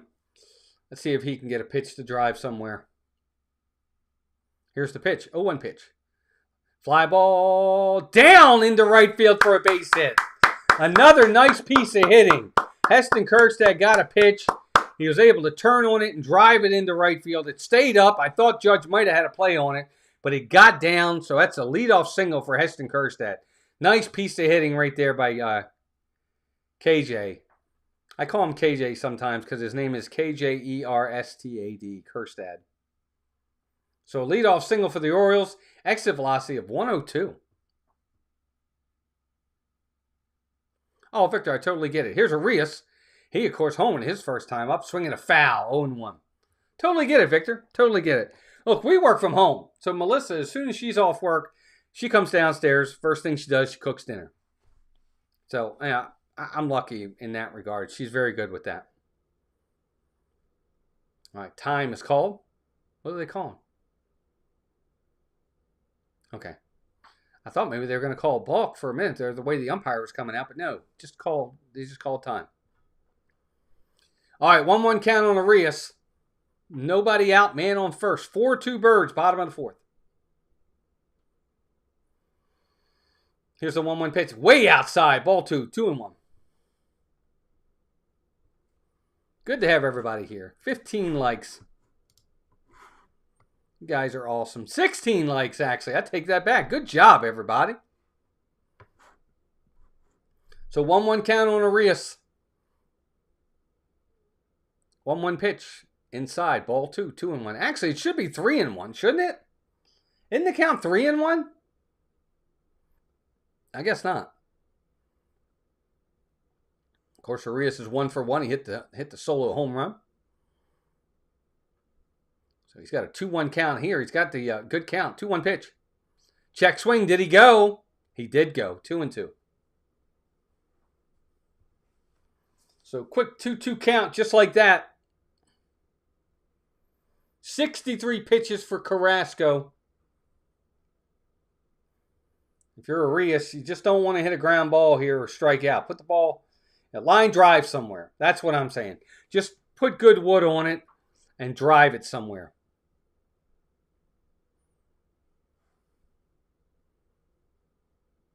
He's set. 2-2 pitch coming. There's a ball. Slider. Good take. Good take. 3-2 count. Good take right there by Arias because that ball starts in the zone right here. This is what you see, and then it just drops. That's a good take right there. Orioles are having some good at-bats tonight. Got to give them credit. 3-2 pitch. Foul back. Looks like Kjerstad was going. Wow, how about that? Heston Kjerstad was off. I don't think he had the green light there. Maybe he did. That surprised me. My gracious. So this will be the 7th pitch for Arias. What you really want to do if you're the Orioles, the Orioles want to knock him out of this game. That's what they really want to do. They want to knock him out of the game. 3-2 pitch. Nope. Throw over to first. Kjerstad's back.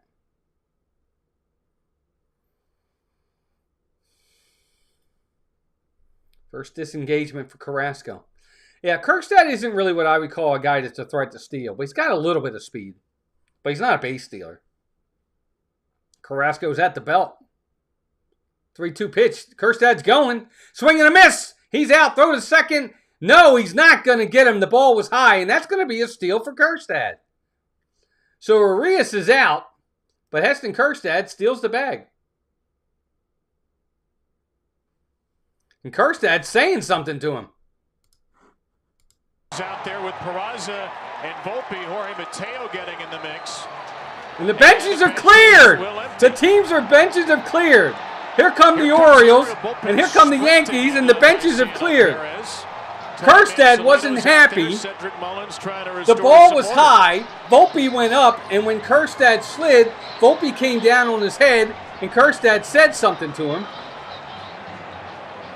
It all started after the play. Yeah, I mean, the only thing I could see Kjerstad going in hard, trying to get to second base. But I didn't see anything malicious. I'm not sure what that's about. So Aaron Judge and Adley Rutschman chatting on the back end of that as the teams clear the field. I think part of the issue with Kjerstad is this. Off. He slid into second. Okay, here's what I'll say about Kjerstad. Last year, he was on fire for the Orioles, and he got hit by the Yankees in the head. And he had a concussion because of it. And he probably still has bad blood from that. Shake up the game and shake up this Oriole team at the end of April. And that wouldn't be a bad thing for the Orioles. And I don't know if maybe he's still got some lingering bad blood from that.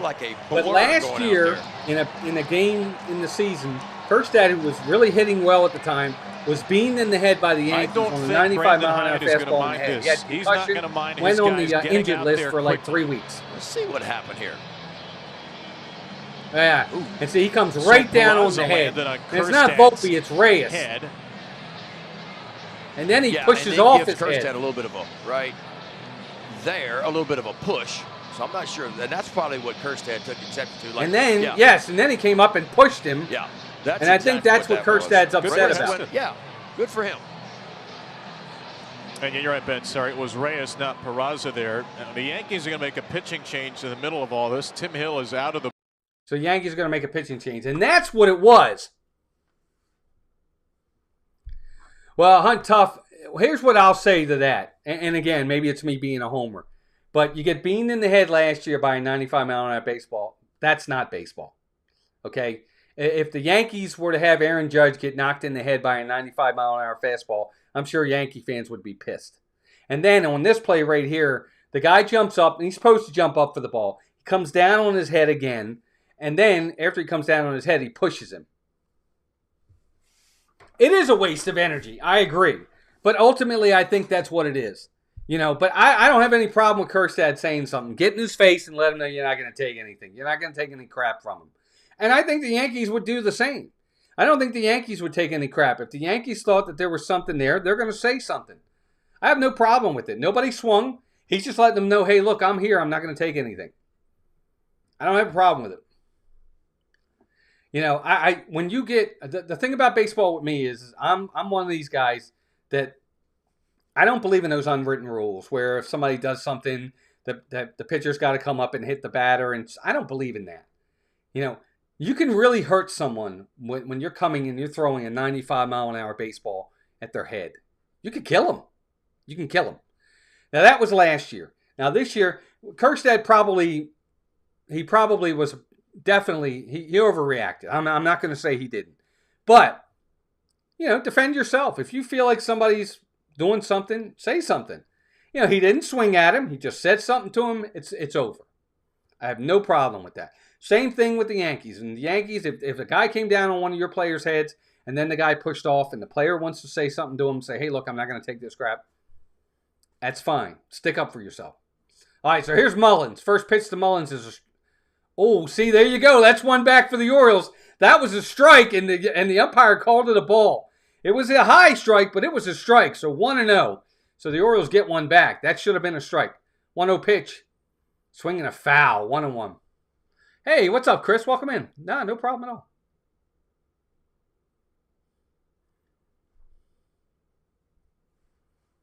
This umpire's trash. Here's the next pitch. Strike. 1-2, just like that on Mullins. And this is a difficult at bat for Mullins because Hill is kind of like he's like a down under kind of guy. He's an underneath sidearm guy. So it's coming from all the way behind you to in front of you. 1-2 pitch. Fly ball, left field, hit fairly deep but very playable for the left fielder. He's got it, and that's the second out. And that's part of it too, Slicer. You don't know how you're getting hit in the head because you're sliding. That's all you know. And then he pushes off of him. And I think the push off is what really pissed off Kerstad more than anything else.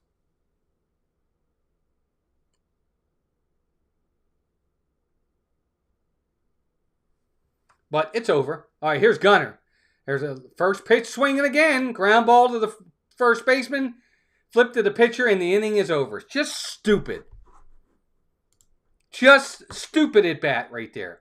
I'm sorry. I'm so frustrated with some of these at bats for the Orioles.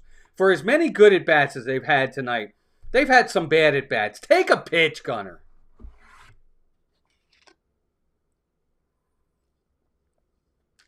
Again, that's 2 out of his 3 at bats tonight, where he swung at the first pitch, and both times he swung at the first pitch, he hit a weak ground ball to the first baseman or second baseman. And just like that, he's out of the inning. In the other at bat, he took a couple pitches, he gets a base hit. I just don't understand it.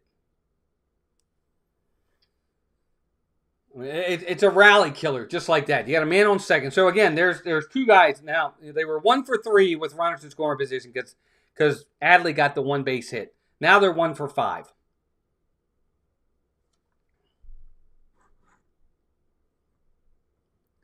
Bada bing, welcome in. If I'm the Yankees, I throw at Kjerstad's head next at bat. That was unacceptable behavior. I don't know what he wanted Pablo Reyes to do there. Just let the ball go into the outfield. Okay, so you're going to throw at his head because he got up and said something? And then you're talking about Kjerstad being the better person, but you want the Yankees to hit it, to throw at his head. Bada bing. You see the contradiction of yourself there, right? You want the Yankees to throw at his head because he got up and he said something. He didn't throw punches or anything. And then you want him to swing at his head? Dude. You gotta grow up a little bit. Be the better person yourself. They're even showing it on there. And what did he do? He didn't swing at the guy. He got up and said something to him because he pushed off of him. I have no problem with that. Yeah, you have to drill him. Okay, so you're just trolling. That's what that is. Okay, so you're just in here trolling. I got you. Drill him. Okay, and I'll tell you what. You know what they'll do is the Orioles will drill Aaron Judge in the head next time he comes up too. And I'm sure Yankee fans want that, right? So we'll put one in Aaron Judge's ear too.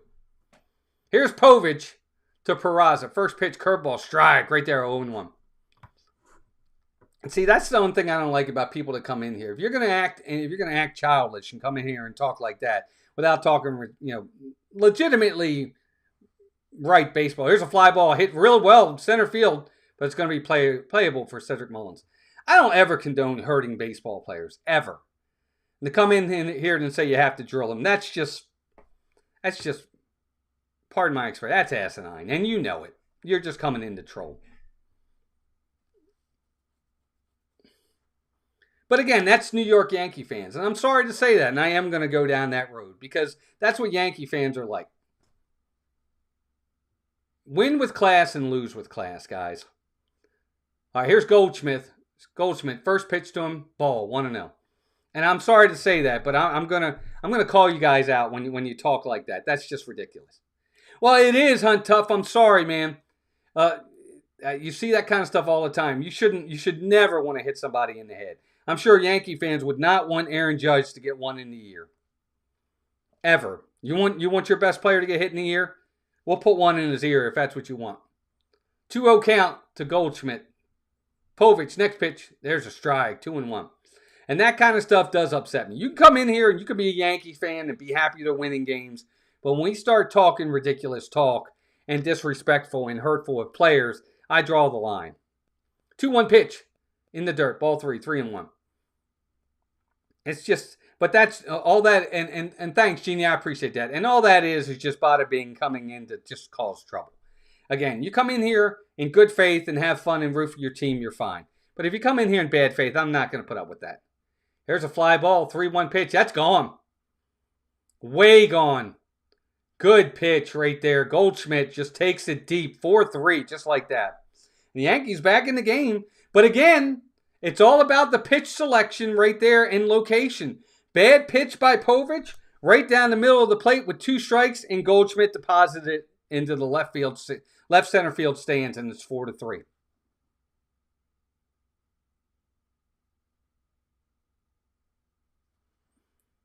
Yeah, it's right down the middle of the plate. Right down the middle of the plate, and Goldschmidt doesn't miss it. Well, Hunt Tough, that's what I'm saying. Hurston Kjerstad's a really good guy. I know him. I watch him. I see him play all the time. Real good guy. Nobody would want to hurt him either. But players get fired up. They're in the heat of the moment. But you don't hurt people. So just like that, Yankees right back in the game, 4-3. Goldschmidt's a potential Hall of Famer, too. Yeah, he hit that a long way, Chris. So here's Grisham. Now 4-3 game, top of the 5th. Here's the pitch. I lost my train of thought. There was a swing and a foul. 1-1 count. Yeah, Hunt Tough. Look, I said it earlier. I'll say it again. The Yankees The one thing about the Yankees is where they're really good is they don't miss mistake pitches. They just don't. They don't miss mistake pitches. And that's a mistake in the middle part of the plate, and Goldschmidt made him pay. Hats off to him. He could have popped it up. He could have missed it. He could have got on top of it and ground it out. 1-1 pitch outside, ball 2, 2-1. But he didn't. He got the heart of the bat on it and put it into the seats.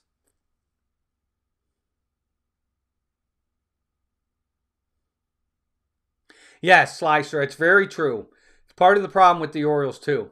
All right, here's 2-1 pitch. Inside, ball 3, 3-1. I don't know why, but I feel like what's going to happen. I feel like the benches are going to clear again in this game. I don't know why. I just feel that way. There's a strike right there. 3-2 count. Chris, look at his numbers. Look at Goldschmidt's numbers. He's got really good numbers throughout his entire career. He's borderline. I'll have to look a little closer. 3-2 pitch. Swing and a foul. Oh, I thought he had him. Adley couldn't hold on to it. Yeah, I think it really depends on Goldschmidt, but he's put up some really good numbers in his career. I think he's got a shot. I really do. I think he's got an outside shot at being a Hall of Famer. 7th pitch of the at-bat for Grisham here. 3-2 pitch. Pop up. Nope, behind home plate. I mean, you look at Goldschmidt's career, Arizona, St. Louis, 363 home runs, 1,199 RBIs. He's a 290 lifetime batting average hitter. He's a pretty good player. If he hits, I'll go over it in a second here. 3-2 pitch. Swing and a miss. He got him. That's the second out. 363 home runs. If he gets in the 400 range, which he probably will. Let's see, what's his age? What's Goldschmidt right now? He is how old? I can't see it. What's the age on Goldschmidt? Anybody know? He's 37. So he's not young, and that's going to be it. See, I don't agree with that. I don't agree with this here. So we're in the top of the 5th inning, 2 outs, bases empty. It's a 4-3 Oriole lead, and now he's pulling Povich. I don't like that. Let him finish the inning and get a chance at the win. Now he can't get the win.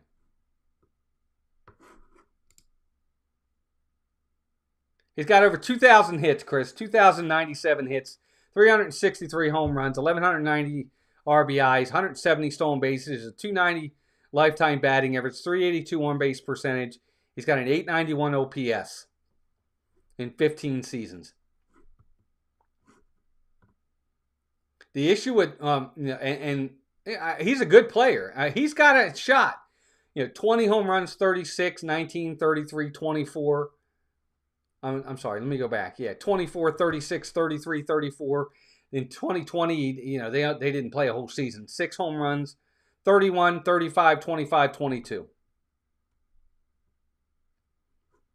His career, I don't know what his career WAR is. I don't like that number. I think analytics are taking a little too far.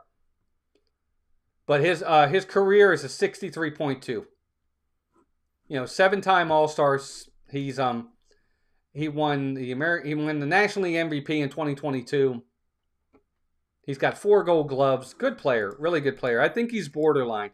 363 home runs isn't great. If he gets in the let's say 420 range, he's going to have an outside shot. All right, here's Sir Anthony Dominguez. Raven Lunatic, welcome in. He did.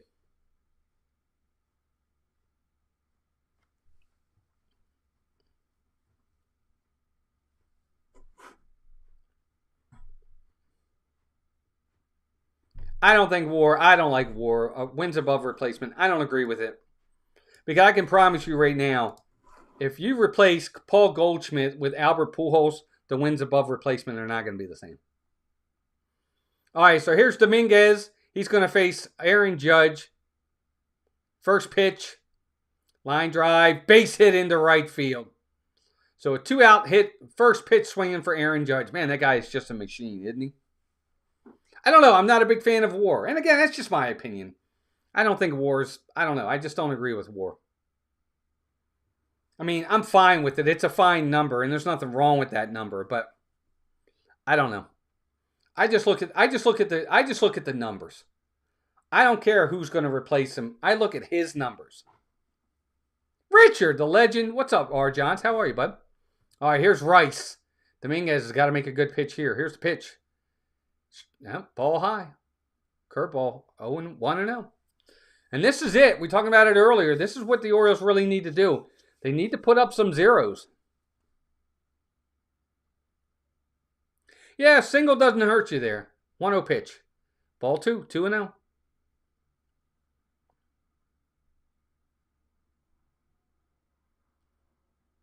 Yeah, on-base percentage plus slugging, that's a good one, Chris. I agree. There's nothing wrong with WAR. I don't dislike WAR. That's not the end-all, be-all number for me. 2-0 pitch. Strike right there. 2-1.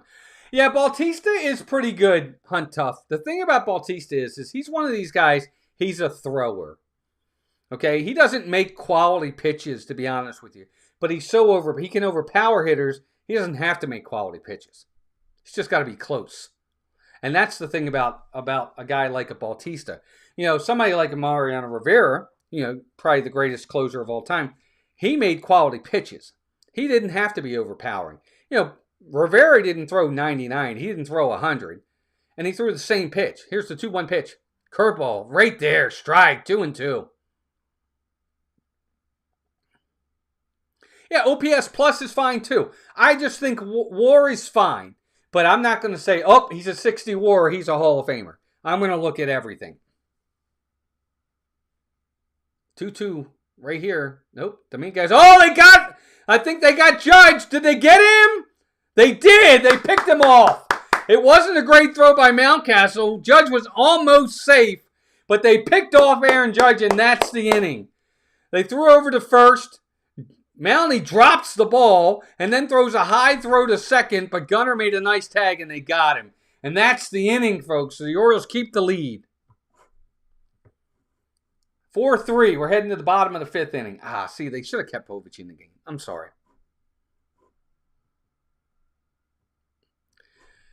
Raven Lunatic, I think his splitter is a very good pitch, but he can't always command the pitch, and that's my issue.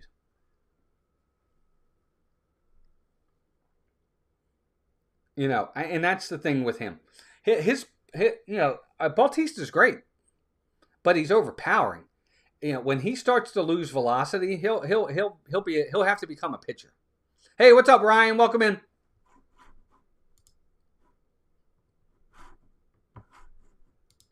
$20 likes. Good job, everybody. We're halfway to our mark. I love seeing that. Thank you all very much. That means a lot.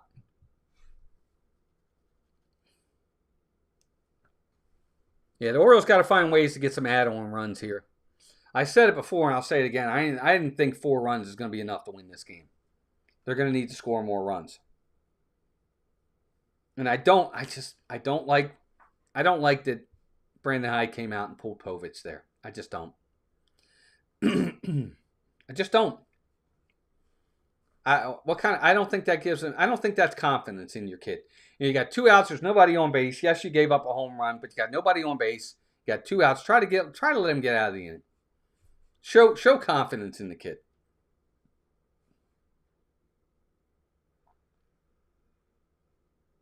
Yeah, see, the thing about Judge there was he was going on first pitch.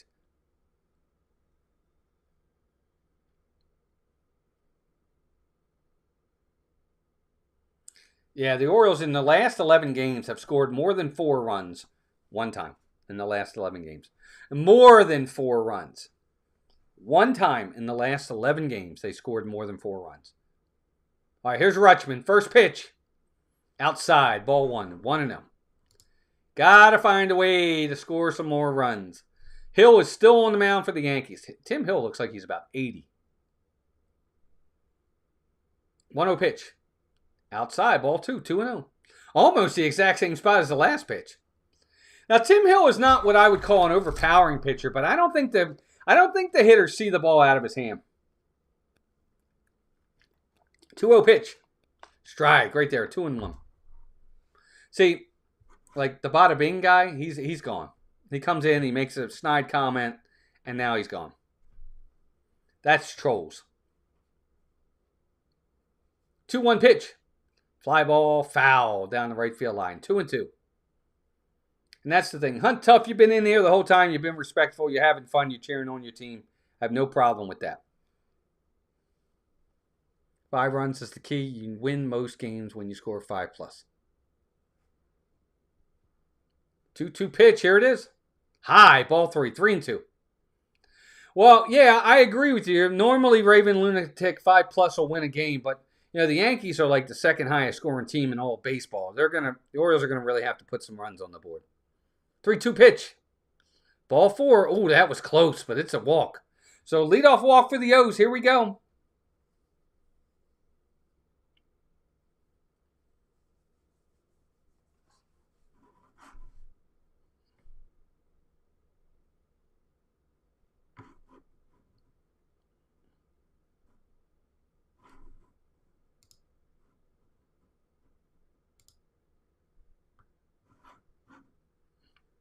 Ryan O'Hearn, first pitch. Inside, ball 1. 1-0.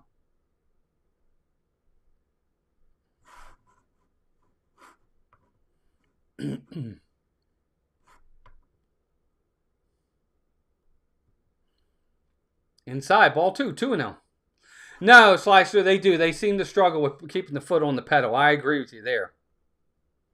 So 2-0 count to Ryan O'Hearn there. It's a hitter's count. He can look for a pitch here. 2-0 pitch coming. Inside and low. Ball 3. 3-0. Just like that. Now, if I'm the Orioles, here's what I will say. Tim Hill's got to throw a strike here. Ryan O'Hearn's got the green light. He's got the green light. 3-0. Here it comes. Strike right there. 3-1. He didn't swing. So a 3-1 count on Ryan O'Hearn. Tim Hill is ready. He's got the pitch. He's at the belt. Here it is. Swinging a foul. 3-2. And see, that's right there. That's ball 4. Yes, O'Hearn gets a piece of it, but that's ball 4. If he doesn't swing at that pitch, if he doesn't swing at that pitch, he's on base, and the Orioles got first and second, nobody out. 3-2 pitch. Inside, ball 4, and he walks him. So he actually does have a good at-bat. O'Hearn takes the walk, and that's going to bring Laureano to the plate. Lefty on righty here now. First and second for the O's. And Laureano has struck out twice. Now, what are you going to do here if you're the Orioles? What are you going to do here, right? Laureano stepping to the plate. Hasn't looked good his first 2 times up. Lefty on righty. I understand he's got the advantage normally. Does he lay down a bunt? Try to get 2 runners in scoring position for the next hitter? Probably not, because the next hitter is Jackson Holliday. All right, here's the pitch. Strike right there, 0-1. If you had a righty on deck, and I guess the Orioles could pinch hit Jackson Holliday if they wanted. 0-1 pitch. Ground ball, second baseman's. He bobbled it! Volpe bobbles it! He doesn't get it. He kicks it into right field. He scoops it up, but Volpe bobbles it. Taylor made double play. All he had to do was pitch it to the second baseman. He doesn't come up with it. He kicks it into right field, and now there's bases loaded. Nobody out for the Orioles. Almost like the play last year in that game. Wow, that's going to be an error on Volpe. Just a routine ground ball, and he just boots it. Yeah, off the seam, off the palm of the glove, and then he kicks it into right field. And now it's bases loaded, nobody out for the Orioles. Tim Hill's going to stay on the mound because it's going to be lefty on lefty with Jackson Holliday. Holliday's 1 for 2. Now, if I'm Holliday here, you got to take a pitch or two.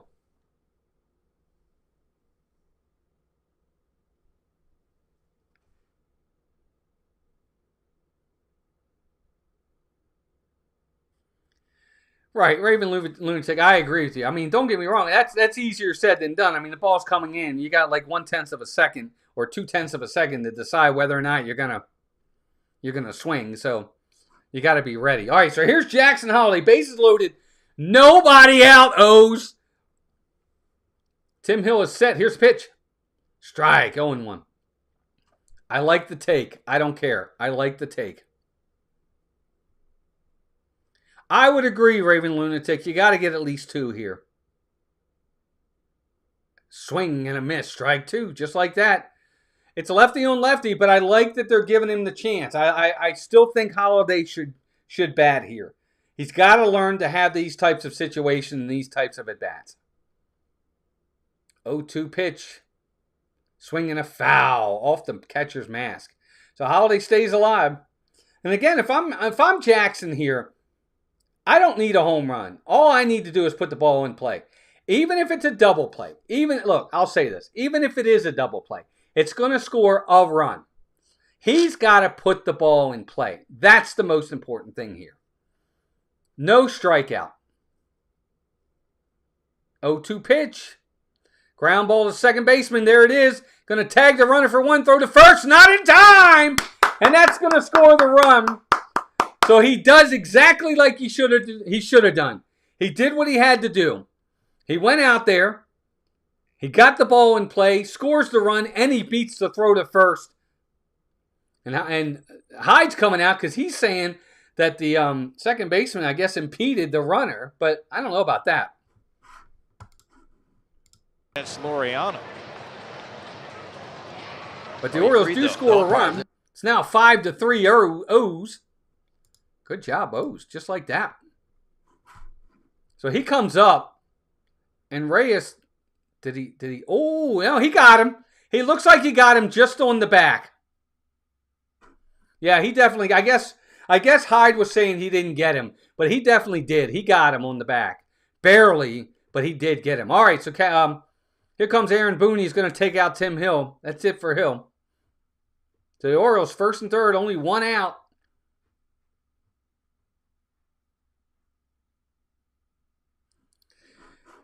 All right, so here's what I will say right there. Jackson Holiday, 2 strikes on him, right? Does exactly what he needs to do. Put the ball in play. Even if he hit into a double play, you're scoring a run. But he doesn't. He hits a ground ball. He hustles. He beats it out. He gets an RBI. The Orioles still got first and third and only 1 out with Mountcastle, who hit a home run his first time up, coming to the plate. So, that's the kind of thing the Orioles need. You need good at-bats. Now, I don't even need Mountcastle to hit a home run here. What I need for Mountcastle to do, again, because I think the Orioles are too dependent on the home run, is just keep the inning going. Base hit.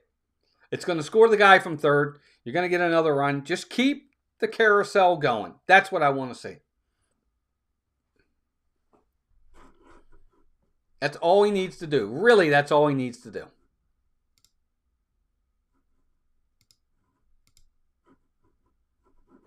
If he does that, he'll be in good. Orioles will be in good shape.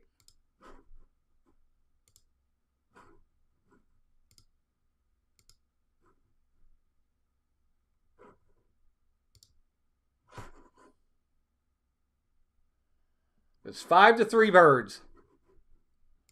Close game, man. Love seeing the close games. And Hunt Tough, I'll tell you what, if there's an Oriole that strikes out, it's Ryan Mountcastle. All right, so let's see who's in the game. Cruz is in the game for the Yankees. Looks like he's saying a prayer. Fernando Cruz. 13 games, 1.8 ERA. 0.93 whip. 15 innings. He's pitched really well for the Yankees. This should be interesting. He's pitched really well for the Yankees. 1.8 ERA. And he's got Ryan Mountcastle to deal with. Let's see what happens. Here's the pitch. Ground ball foul down the third baseline. 0-1 quickly, just like that.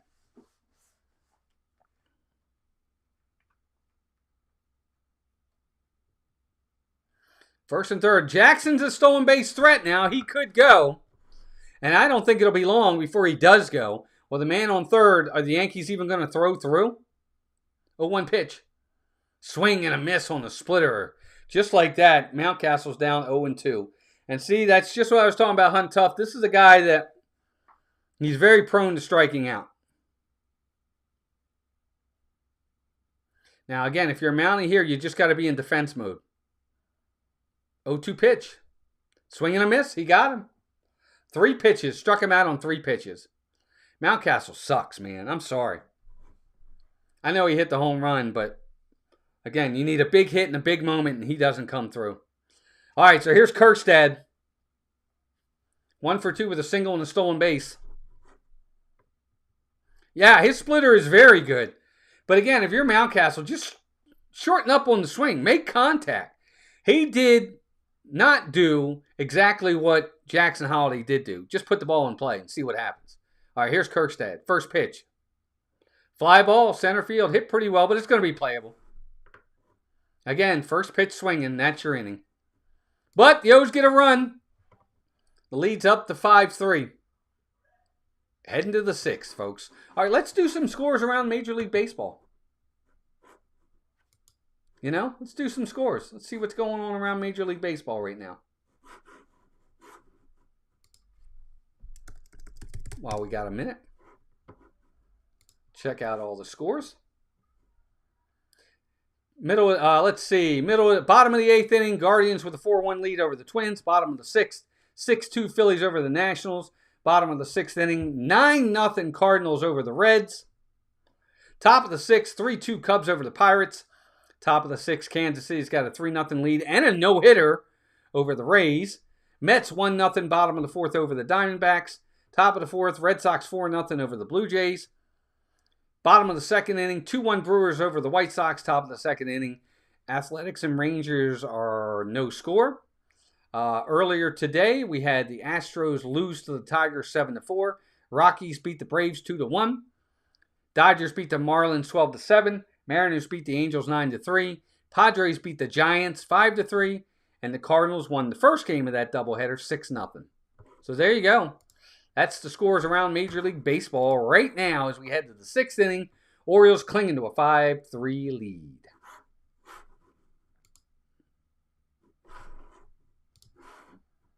And the likes are at 21. Good job, everybody. Thank you very much.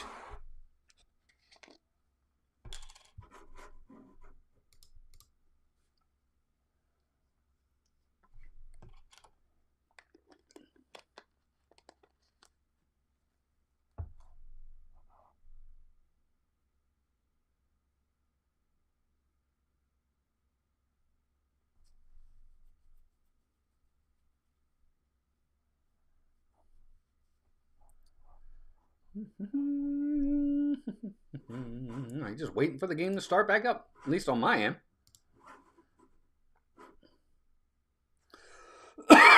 Excuse me.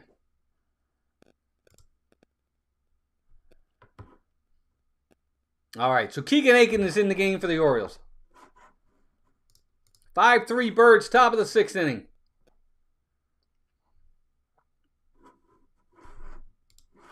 Aiken's first pitch. Swing and a foul, 0-1. Ben Rice, 0 for 2 in the game.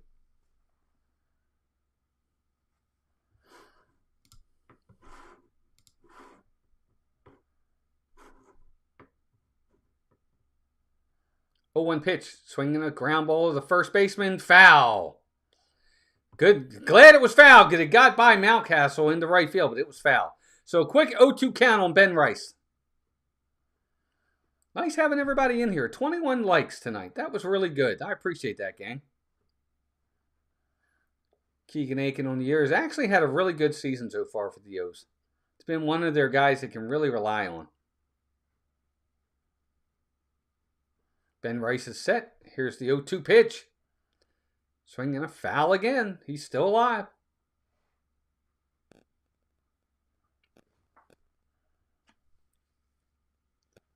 Well, it's matchup time now, Hunt Tough. We're late enough in the game where there'll be more matchups. Now, Aiken's got to face 3 hitters no matter what. 0-2 pitch. Foul again. So Ben Rice is staying alive now. He's in swing mode. He's in protect mode.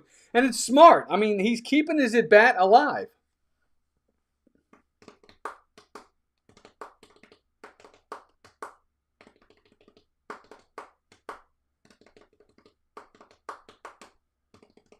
Oh, 2 pitch. Swinging a foul again. Still alive. So to his credit, Ben Rice is keeping this at bat alive. He's making Aiken throw some pitches here.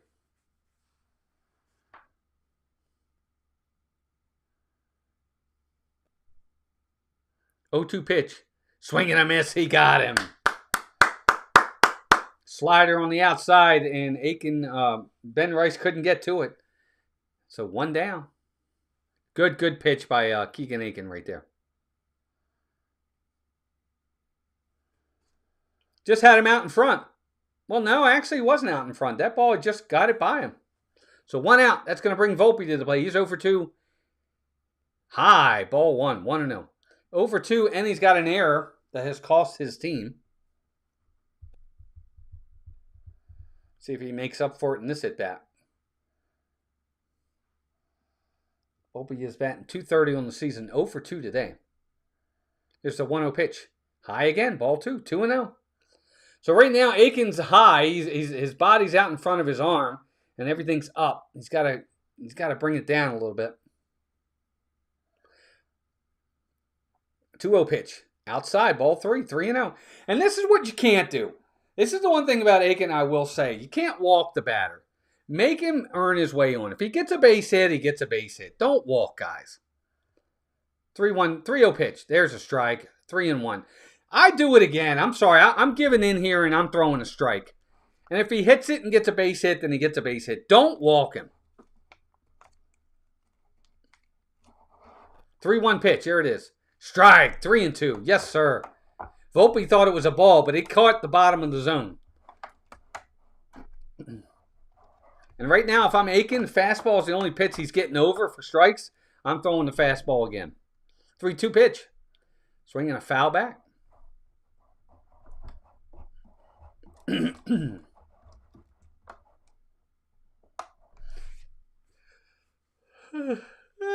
I'm sorry, guys. I'm yawning.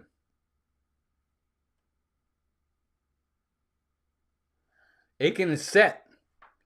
Here's a 3-2 pitch. Swinging a foul again. Volpe's keeping the at-bat alive.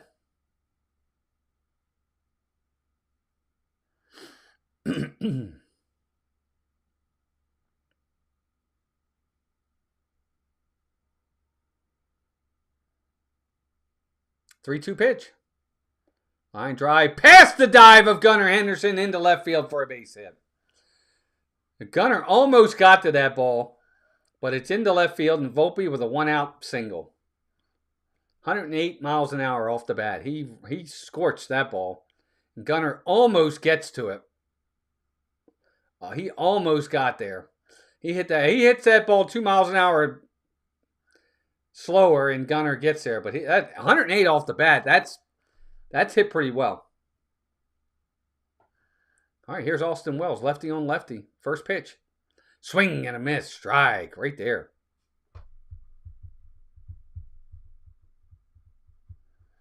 Career versus Keegan Aiken. He's 0-6 with a strikeout. But 0-6 doesn't mean anything if he lays into one. 0-1 pitch. Strike right there. 0-2. Perfect pitch. Low and away. Bottom of the zone. Just catches the zone. And there's really nothing Austin Wells is going to do with that pitch. If he hits it, he's going to roll it over. He's going to hit a ground ball at somebody anyway. Take the pitch and hope it's called a ball. It's not. It's strike 2. It's the perfect pitch. There's no defending that pitch if you're Austin Wells there. But now for Keegan Aiken, it's a matter of can he do it again. Here it is, 0-2 pitch. He does it again, but it's a little outside, so he doesn't do it again, I guess. So 1-2. Good take by Wells there. That was close. That's a good take.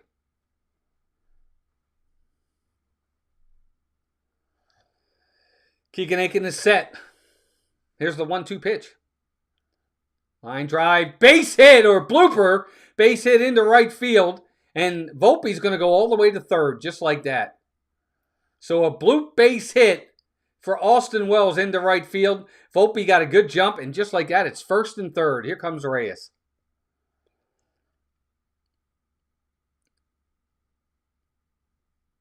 Good at bat by Austin Wells there. That ball was in on his hands, and he just got the bat head out in front and just bloops it into right field for a base hit. I think it was a good pitch by Aiken. Just a good at-bat by Austin Wells. And here's Reyes. Aiken's going to stay in the game.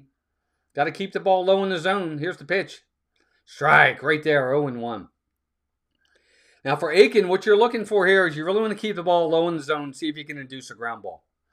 Reyes can run pretty well, so hopefully they can be quick about it. But yeah, that's kind of what you want here. 0-1 pitch. Here it is. Strike. Oh, he called it a ball on the inside. That probably was a ball, though.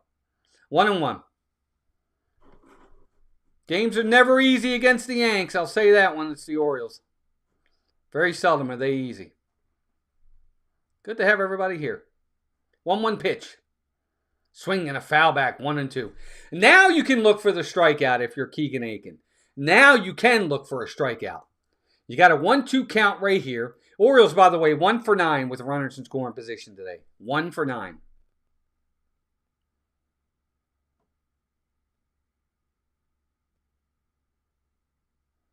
So they're batting a little over 100 today. 100 and they're batting like 125 or something like that.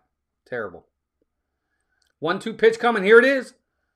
Inside and high. 2-2.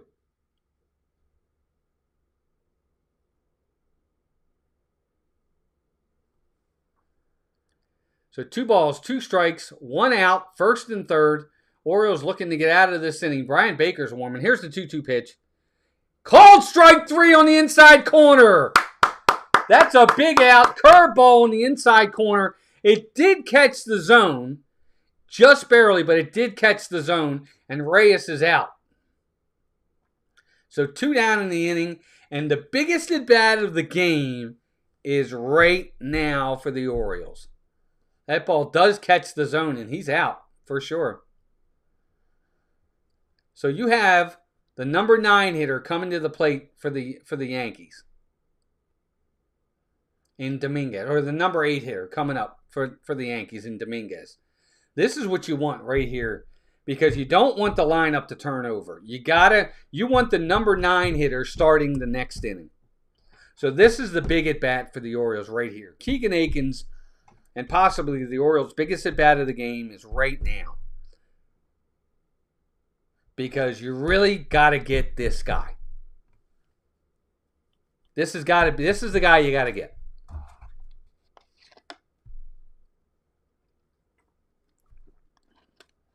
Dominguez is 0 for 2, and he's a righty.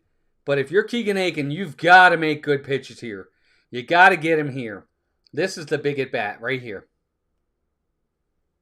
Aiken is set. Here's the pitch. Curveball outside, ball 1, just misses, 1-0. I'm nervous, man. Orioles really need this win, folks. 1-0 pitch. Strike right there. Just catches the outside part of the zone. 1-1.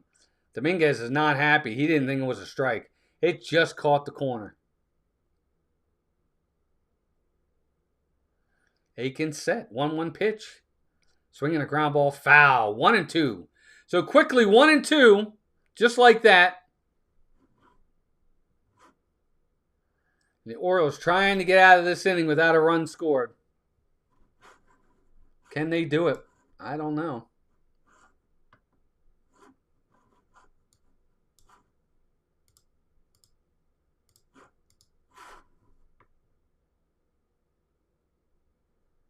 One-two pitch. Here it comes. High. Ball 2. 2-2. He hasn't called out a strike all night, so no real surprise there.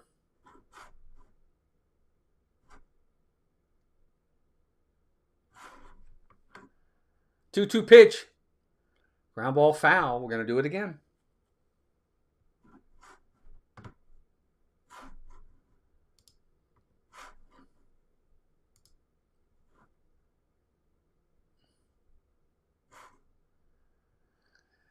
Two balls, 2 strikes, 2 outs, first and third. Keegan Aiken needs to make a big pitch. Here it is.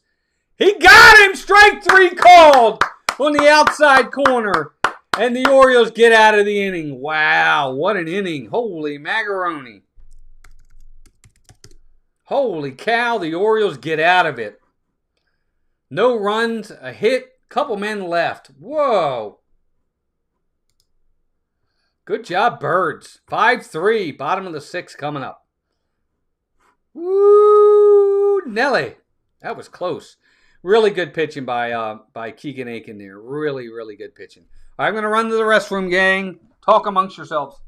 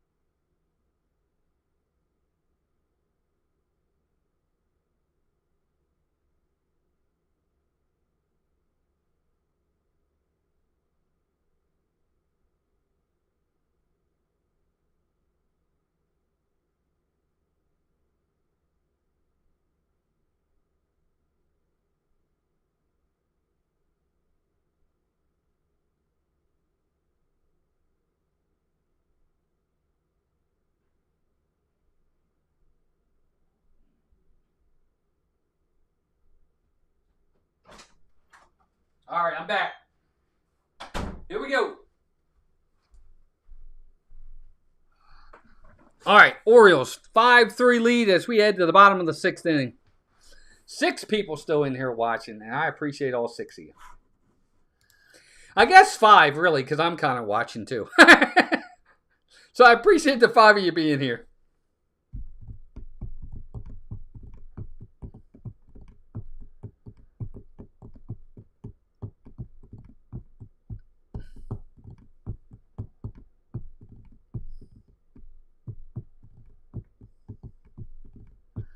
All right, here's Ramon Arias. Cruz is still in the game. 1-0 pitch. Strike right there, 1-1. Hi, everybody. Just waving hi. Let's get the game back up. There we go. 1-1 pitch on the way. Here's a strike right there. Nice splitter. 1-2. Again, if you're the Orioles, find a way to tack on more runs. Even if it's a run here or run there, makes it that much harder on the Yankees to get back in this game.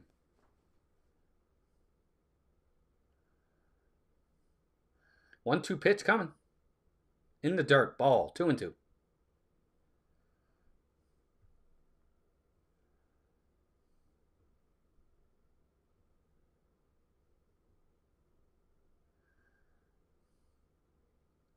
So 2-2 count on Ramon Arias.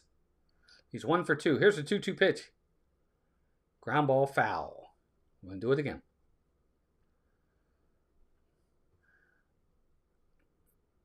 Good to have everybody in here. Let's see, where are the O's at tomorrow? I'm trying to look at the schedule. I'll have to look at the schedule, see where the O's play tomorrow. Not 100%. Here's the pitch. 3-2 in the dirt.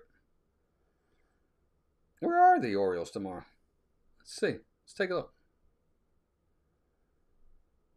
They're off tomorrow. Okay. Friday, Kansas City's in town. So they're off tomorrow. 3-2 pitch. Here it comes. Strike 3 called. Ooh. At the bottom of the zone. I don't know about that one. It might have caught the bottom of the zone. But either way, Ramon Arias is out.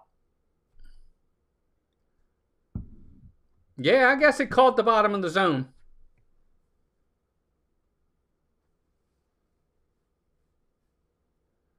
So 1 out. And back to the top of the lineup. Cedric Mullins, 1 for 3 in the game. Here's the pitch. Swing and a miss on the splitter. 0-1. Nice pitch.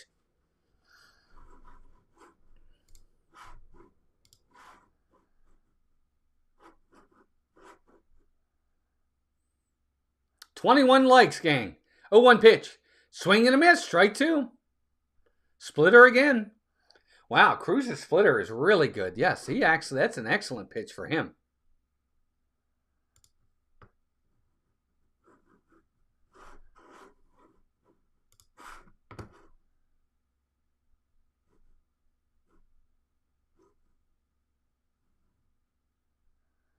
Oh, 2 pitch coming.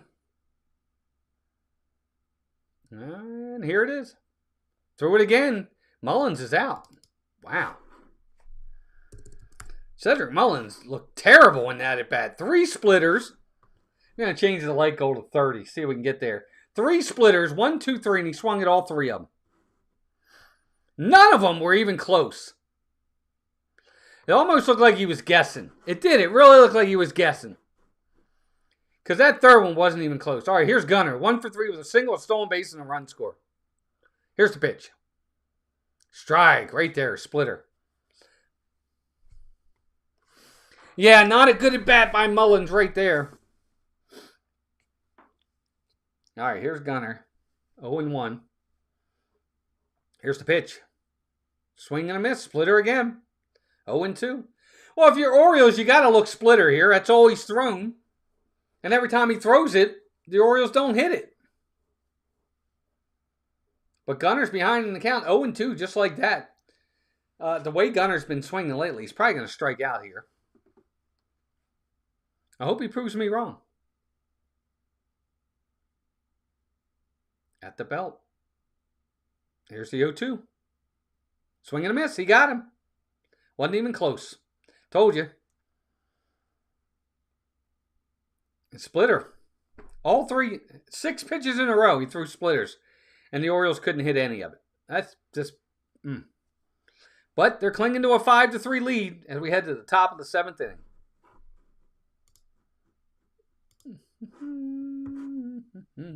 Good to have everybody in here today. Appreciate all of you coming out. Liberty University they had on there. Mason, my son Mason almost went to Liberty. Nice school. Almost.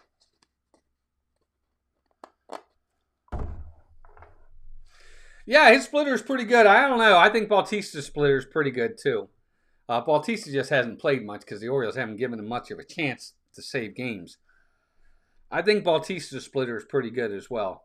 But that guy's splitter is pretty excellent. I got to tell you, that was pretty good. Hey, G. Wilson, I appreciate you, bud. Have a good night. I appreciate you being here. No problem. Everybody say goodnight to G. Wilson. No problem, bud. Thanks for being here. Means a lot with the support. Thank you.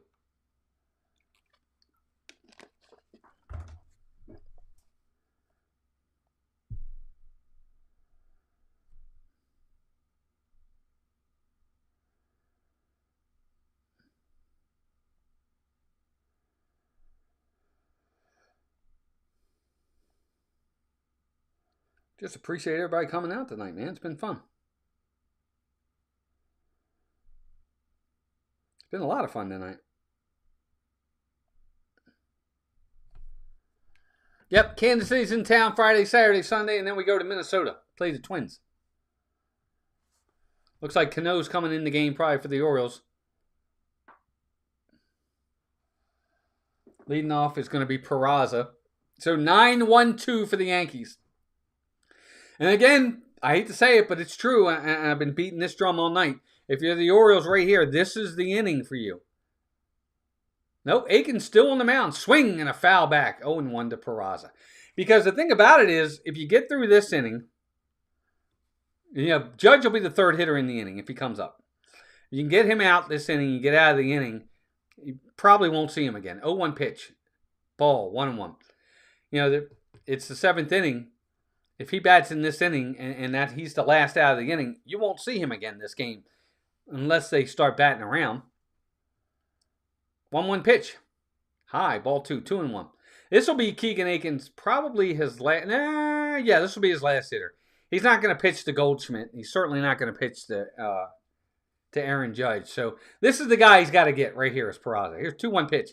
Swinging a ground ball, foul, 2-2. Yeah, Aiken's thrown 33 pitches. This is definitely going to be his last hitter. And then the O's will go get Cano to face Goldschmidt and Aaron Judge. 2-2 pitch in the dirt, ball 3. And the last thing that Keegan Aiken can do is walk this guy. Cannot walk him. You can't put Cano in that kind of situation. 3-2 pitch. And he does walk him. Crazy. So Brandon Hyde's going to come out and take Keegan Aiken out of the game. And the one thing he couldn't do, he did. He walks the leadoff man.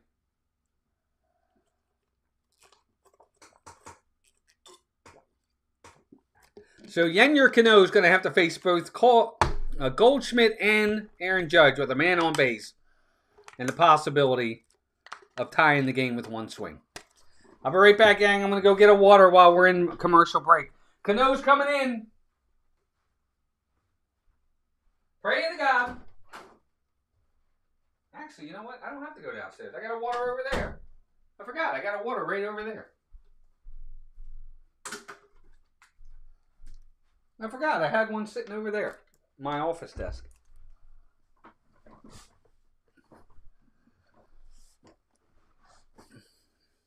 Seven people in here. Orioles clinging to a 5-3 lead.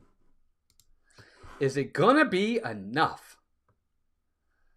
Guess we'll find out soon enough.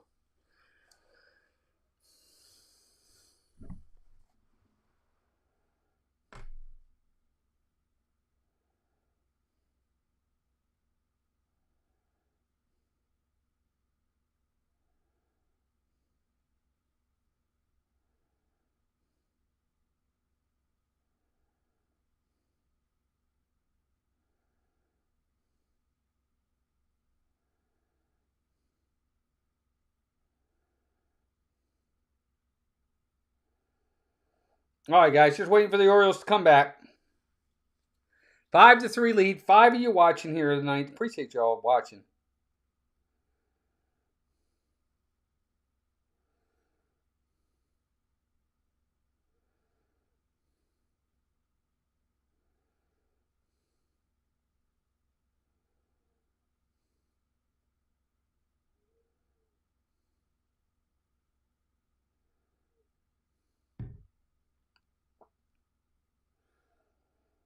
La la la la la. Just waiting for the O's to come back.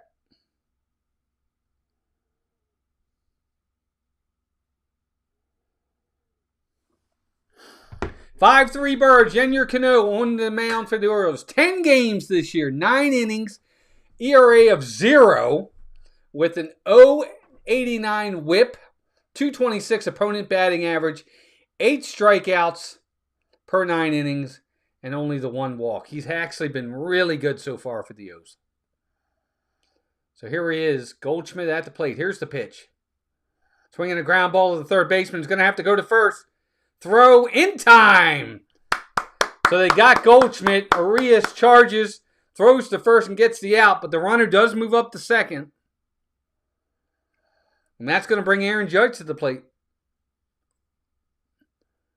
Arias almost made an error. The ball hits the palm of the glove, bounces out, but he was able to get his hand on it and was able to get it and throw to first and get the out. So 1 down, man on second. That's going to bring, Grisham to the plate. Here's the pitch. Fly ball, left field, hit pretty good. That ball's going to get down. No! Laureano makes the catch! What a catch! Oh my gosh, he dove for it and made the catch. Sliding catch by Laureano. I thought that ball was in the gap. He got there, dives or slides, makes the catch, and makes a really good throw to third. The runner did tag and go to third. My goodness, he went a long way to get this ball. Mullins gave up on it, but Laureano made the catch. That's a huge catch for the Orioles. So 2 outs now, Aaron Judge. 2 for 2 in the game. Can Cano get him? First pitch. Inside, ball 1. Kudos to the Orioles defense tonight. Man, the defense has really stepped up for the Birds. Really stepped up for the Orioles tonight. What a catch by Laureano. 1-0 pitch. Here it is. Way outside, ball 2. So, I don't know. They might just... I see, here's my problem. I don't... You can't walk him. Because then you're putting the lead run at the plate. I mean, the most Judge can do here, and he can do it, and he very well could. The worst he could do is tie the game. You got to pitch to him. Here's the 2-0 pitch. Ground ball. Past the dive of the third baseman into left field for a base hit. And Aaron Judge comes through again. 5-4 Orioles. Big hit for Aaron Judge. But it's the right call there. You got to pitch to him. You got to pitch to him. You know, and just you got to tip your cap.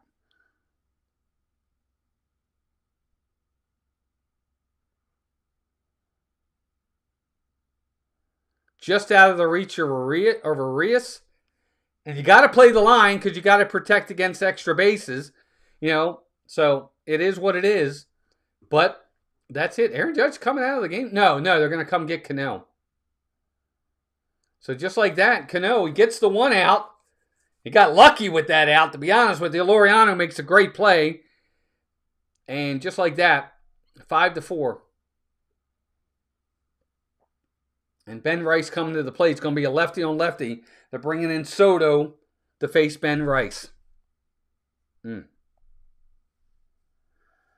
Soto's been, for lack of a better way of saying it, Gregory Soto has been rocky this year. Even against lefties. So this could be an issue. You know, Orioles, again, a good thing they got that 5th run. Because now it's 5-4. They need a big outing right here from Gregory Soto.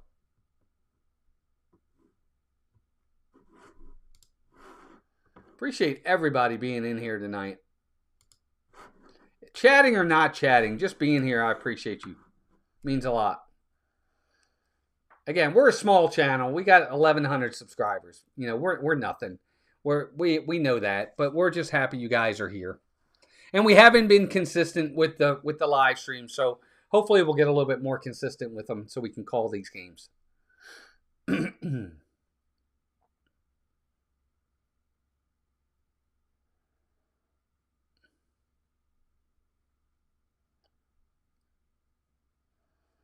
But sometimes you get, you know, what they do so well, the Yankees and a lot of other teams, and it's the Orioles' biggest Achilles heel when it comes to offense, is, you know, the hits with runners in scoring position. 2 outs, runners in scoring position. What does Judge do?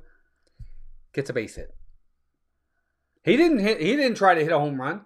He just tried to hit the ball hard and get a hit. And he did. And got the base hit. Kept the inning alive. They're within a run. And that's where the Orioles struggle mightily.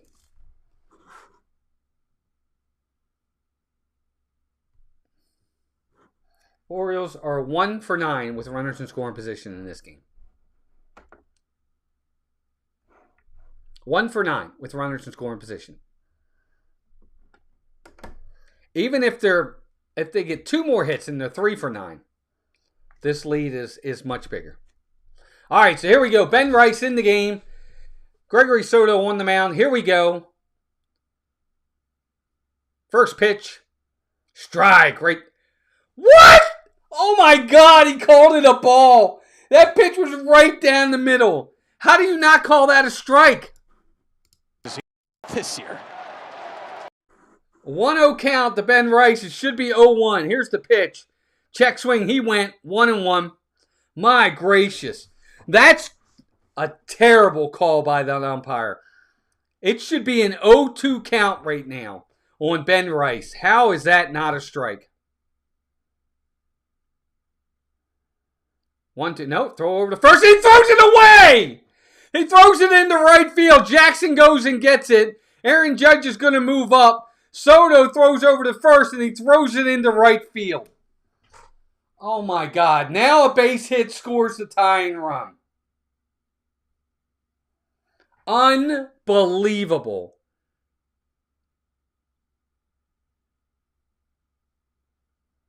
Just horrible.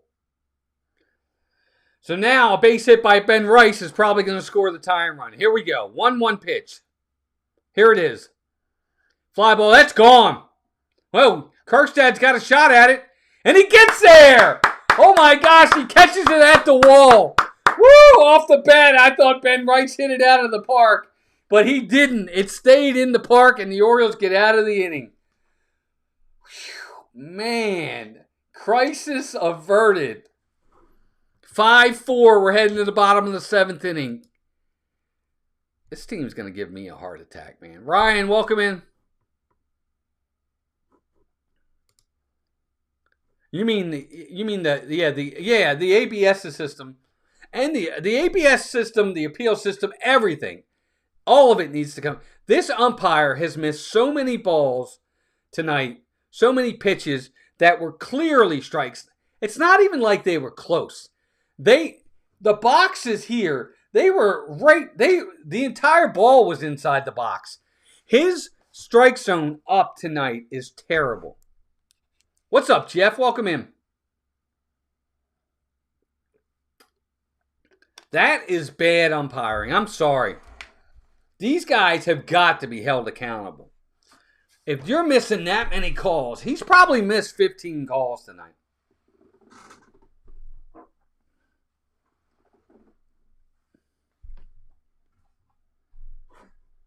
All right, so the O's coming up. Who we got coming up for the Orioles? I think it's Rutschman, O'Hearn, and Laureano coming up. But Laureano saved the game right now. Ryan says, I'm an umpire and I'm ready for the automated system. Here's what I'll say about the automated system for my opinion of what I think of it. What I think should happen. You got to have an umpire behind home plate. You just have to. Check swings, foul tips, plays at the plate. Those types of things. Catcher's interference. The calls timeout, player wants to call timeout, different things.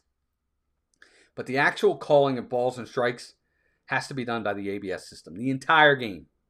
Every single ball and strike. The only thing the umpire's calling is check swings, foul tips, those kinds of things. That's what he's there for.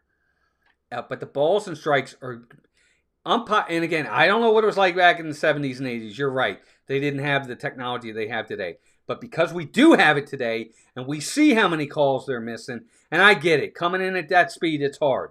But it changes the entire impact of a game sometimes. Devin Williams is in the game, so the Yankees are really looking to hold the Orioles here. It's only the 7th inning. But he's got a 10 ERA, too. So here's Rutsch.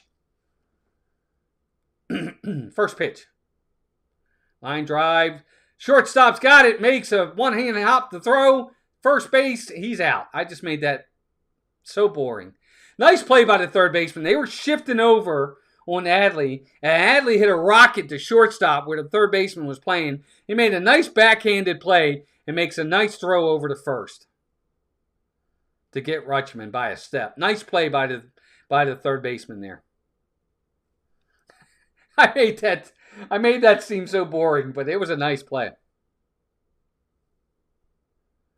All right, here's O'Hearn. First pitch, inside and low, ball 1.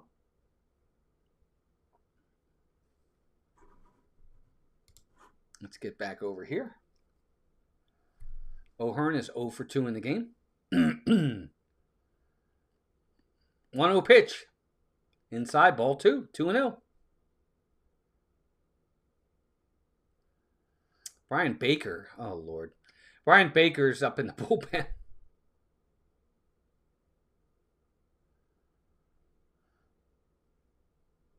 2-0 pitch. Strike right there. Nice changeup. 2-1. O'Hearn was taken all the way there. What's up, Jeff? Welcome in, man. Jeff Condon's here. Good to have you here, bud. 5-4 Birds. Bottom of the 7th inning. 2-1 pitch coming. There it is. High. Ball 3. 3-1.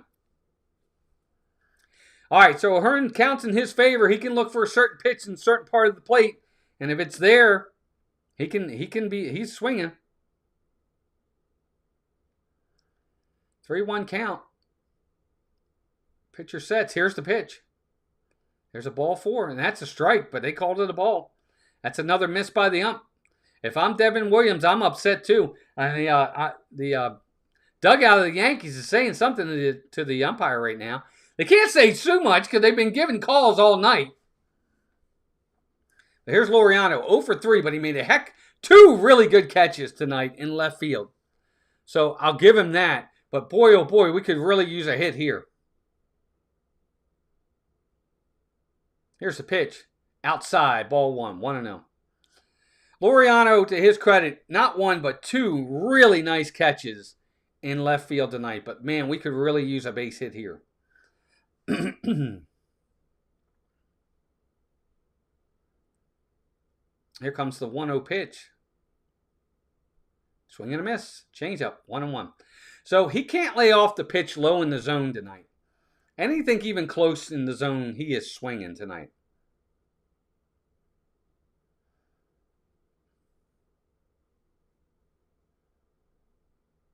A 1-1 pitch coming. There's a strike on the outside corner. 1-2. So as well as Laureano's played in the field tonight, his at-bats have been terrible. Behind in the count again, 1-2. Really needs to come up with a good swing here.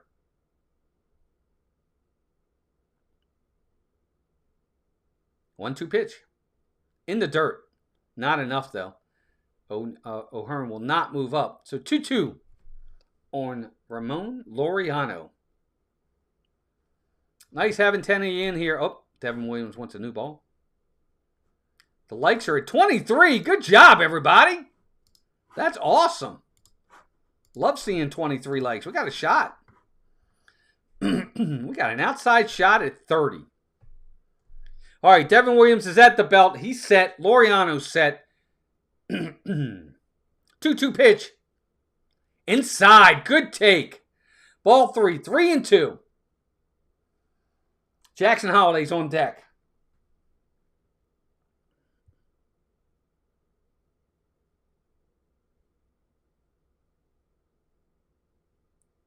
Three-two pitch. Here it is. Got him.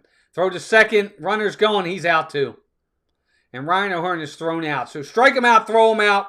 The inning is over. The Orioles will run themselves and strike themselves out. Just like that. Wait a minute. It looks like the Orioles are going to... I think the Orioles might... Let me take a look here. They think... No. Okay, so we're holding up for a second. Oh, no, he's out. He's out. If the Orioles go and they try to challenge that, they're going to lose the challenge.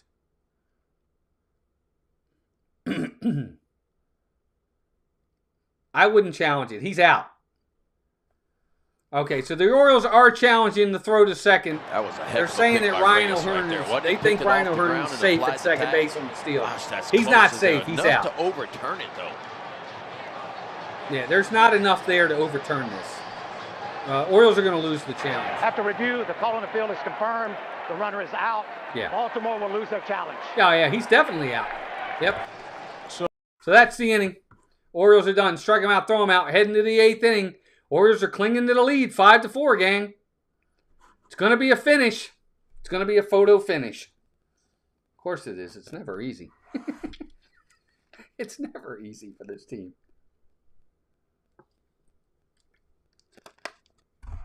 It's never easy. Got all my players up there. See them up there? Got Brooksy over there too. See? All the birds up there.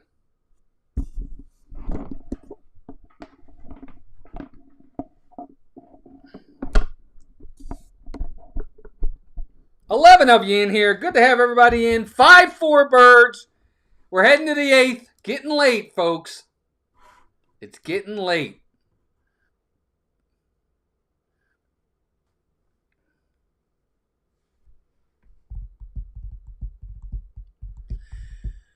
Hunt Tough, yes, he is available tonight. Yep.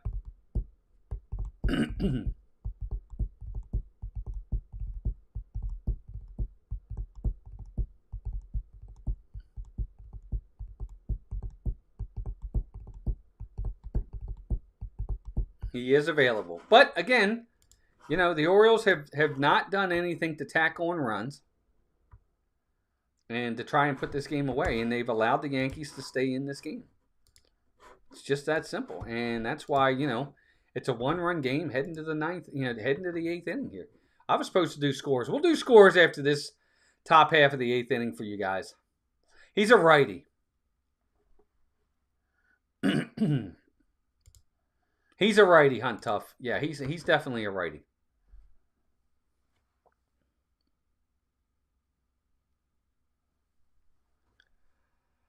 All right, so I'm sure Brian Baker's coming into the game.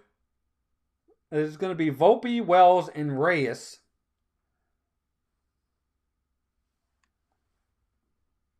And if you're the Orioles, you just want to make sure that all right, here's first pitch. High, ball 1. So Volpe 1 for 3 in the game. If you're the Orioles, the most important thing they need to do at this point is just make sure that Aaron Judge doesn't hit again. 1-0 pitch. Ball 2, 2-0. And this is my major issue with Brian Baker. He did this in the playoffs. He came in the playoffs, and what did he do? He walks the bases loaded. Orioles promptly give up a grand slam after that. Here we are, 2-0 on Volpe. Next pitch. Ball 3, 3-0, just like that. Brian Baker's job is to get outs. And what is he going to do? First hitter he faces, he's going to walk him.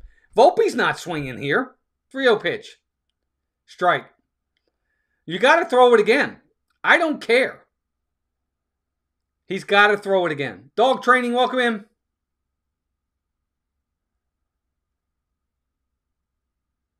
Three-one pitch on the way. Strike. Swing and a foul. 3-2. Would have been a strike either way. So he's back in the count. But if I'm Baker, I got to give in here. I got to throw a strike. It can't walk him. Yeah, I see he's got the blue glove. If I'm Brian Baker, I got to throw a strike. 3-2 pitch. He walks him.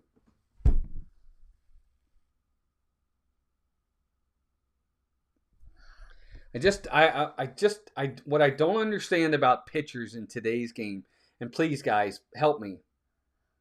You don't have to overthrow. Just make Orioles pitchers, 35 walks have scored this year against the Orioles. Third most in all of baseball. Here's Austin Wells. First pitch. Pop up second base. Looks like Jackson Holliday's going to get there. Yep, he's got it. That's 1 out. So a quick out there on Austin Wells. And that's going to bring Reyes to the plate. He's 0 for 2. But again, if Brian, you don't have to. What I don't understand about pitchers today is everybody wants to throw the ball by everybody. Like, throw as hard as you can on every single pitch. I don't believe in that. I believe in making quality pitches. Period. That's it. Quality pitches. You make quality pitches, you're going to get guys out. Tomoyuki Sagano for the Orioles, right? Here's a guy right there.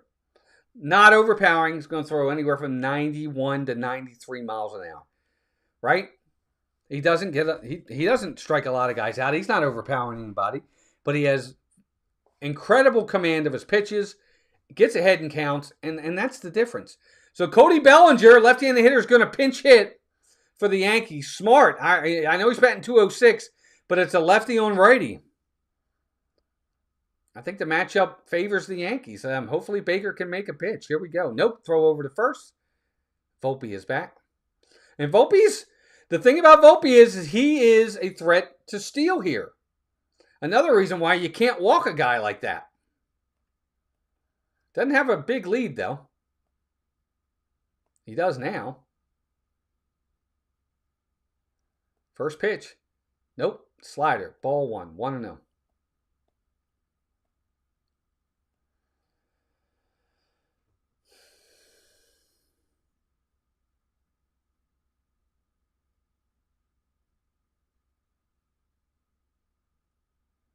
Strike right there, 1-1.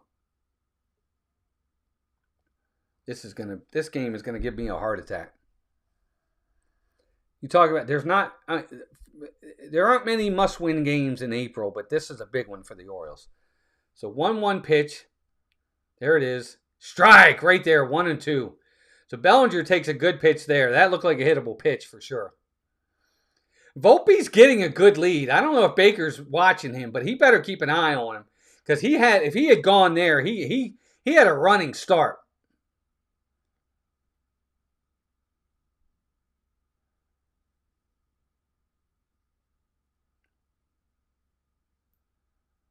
All right, Baker's back on the bump.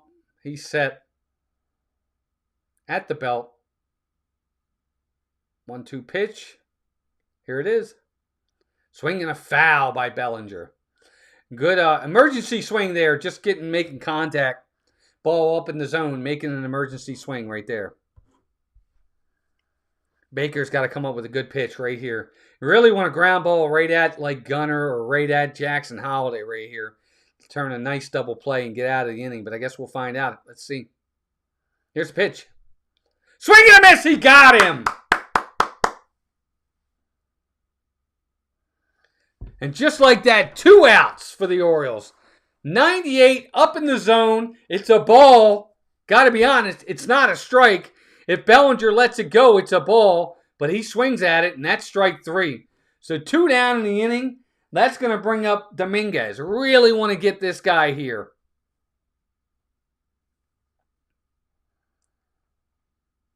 Here's the pitch. High, ball 1, 1-0.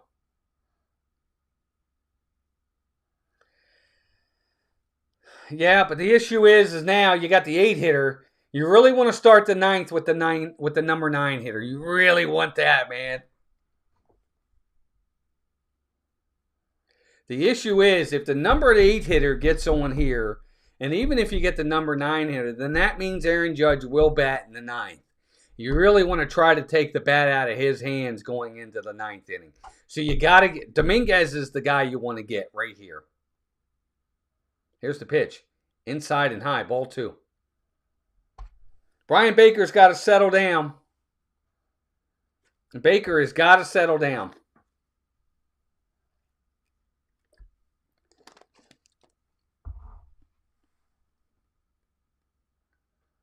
Two-0 count. Here's the pitch. Outside, ball 3. Oh, man.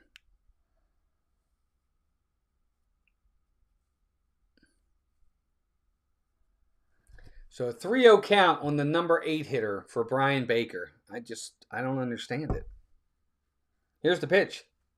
Strike right there on the slider. 3-1. Dominguez is taken. I mean, he's not swinging. You know, on 3-0, he's taking the pitch. And to be honest, he's probably taking the next pitch too. Baker set. Here's a 3-1. Slider again. Strike 2. 3-2. Yeah, but you knew he was taken. He was taken 3-0. He's taken till he gets to 3-2 because they want base runners. Period. So now Volpe is running on the pitch. A ball in the gap ties the game. 3-2 pitch. He got him on the changeup, and that's the inning. He had him way out in front. The inning is over. Woo! What a pitch by Brian Baker. Got to give him credit. Good call by Rutsch there. He was way out in front of that ball. And we're going to head to the bottom of the 8th inning. The Orioles clinging to the lead.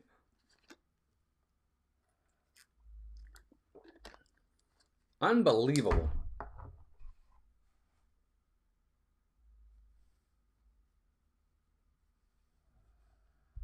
Woo, this game is something else, y'all. Orioles need this win, man. Got to have this one. 24 likes. Guys, awesome. So it's going to be Jackson Holiday, Ryan Mountcastle, and Heston Kjerstad.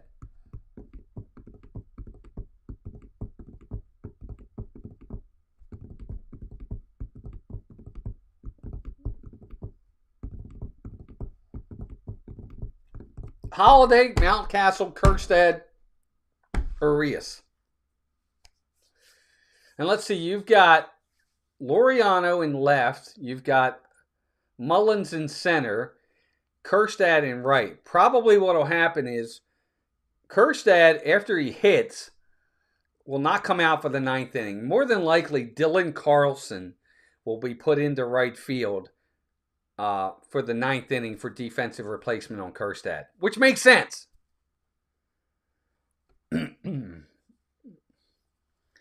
Yeah, Dog Training Plus. That was not a good trade for the Orioles. You know, the guy the Orioles got, Trevor Rogers, has been nothing but a disaster for the Orioles. And yeah, Kyle Stowers is playing great. I don't think Connor Norby's playing that well. I think he's hitting like 240. But yeah, Stowers is playing great. Good for him. And I'm glad for him. He deserved a shot. He wasn't getting it here. And he shouldn't have been traded. I agree, Slyster. They do it all the time. They just can't seem to find ways. Mark Leiter Jr. in the game. I think that's Outlighter's nephew. Yeah, I agree. But yeah, Stowers is a good player. He really is. And I'm sorry he didn't get his chance here. I think he should still be an Oriole. All right, here's Jackson. Love a base hit. Here's the pitch. That's a curveball for a strike, but I guess it was a strike. It looked like it was at the bottom of the zone, but the ump called it a strike. That's a good take by Jackson right there. Not going to do anything with that pitch. So hope he calls it a ball. If he doesn't, it's 0-1. So it's 0-1. Here we go.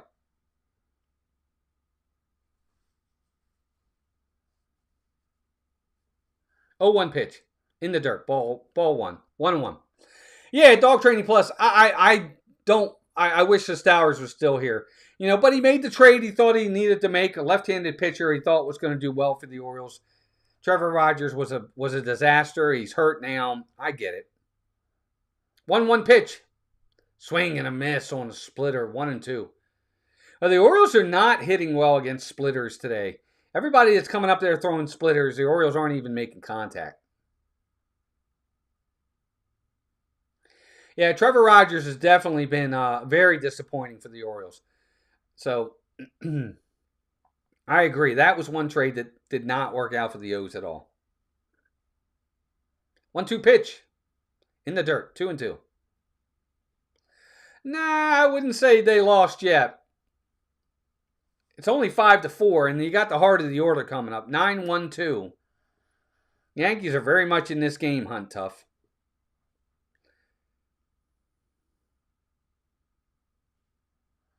2-2 count on Jackson. Here's the pitch. Way high, ball 3. Good at bat. You can see it when you watch Jackson Holiday as he more and more games he plays, the more and more at bats he gets. He's becoming much more comfortable at the plate. Seeing lots of pitches, becoming much more comfortable. Confidence is growing. Here's the 3-2 pitch. He's out right there. Nice pitch. Yeah, he let that one go. You got to swing at that, man. Fastball in the inside corner. Nice pitch by Leiter.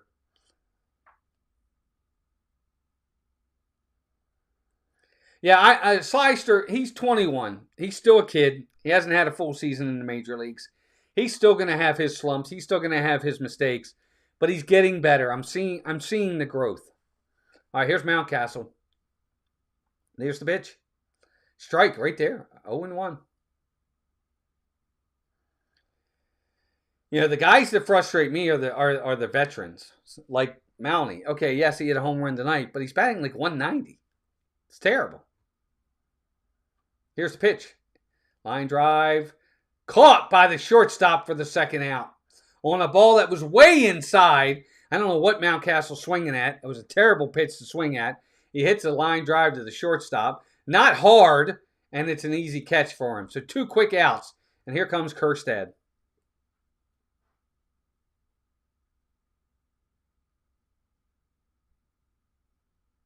Well, I think you don't swing at that pitch, Slyster, because he's looking for something else. All right, here's Kjerstad outside. Oh, my God, he called it a strike. It's low and outside, and he called it a strike. Goodness gracious.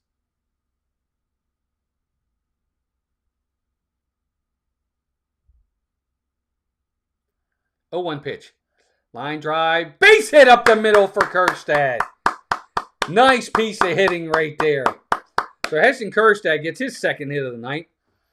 Yeah, Dog Training says, I think that's just how Jackson hits. Like if you watch his minor league highlights, he looks out in front a lot, but keeps the bat back. Kind of like Ichiro has strange looking forward motion. Yeah, I mean, the thing with Jackson is it's a learning progress. Again, 21 years old. He's going to be fine.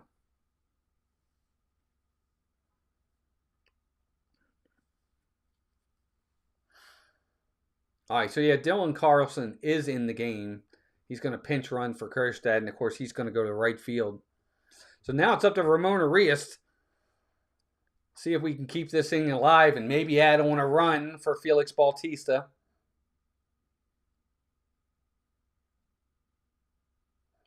First pitch outside. Oh, in the dirt. Nice save by the catcher. Ball 1.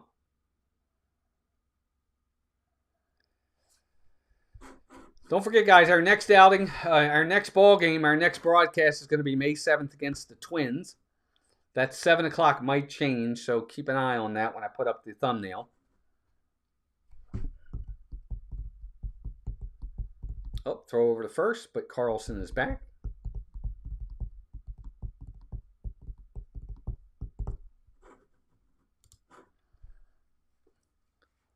Ramon Arias, 1 for 3, had the solo home run earlier in the game.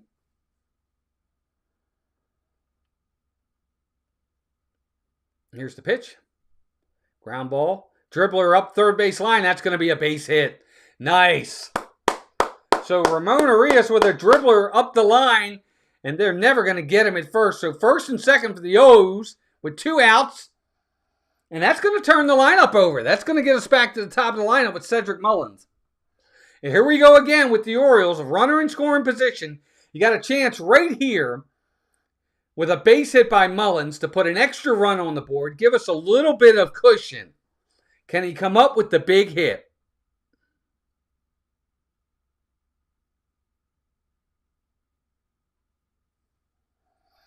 Can he come up with the big hit when we need it most? Just so you guys know, tonight the Orioles still 1 for 9 with runners in scoring position. Can Mullins, can he do it? Can he get the big hit?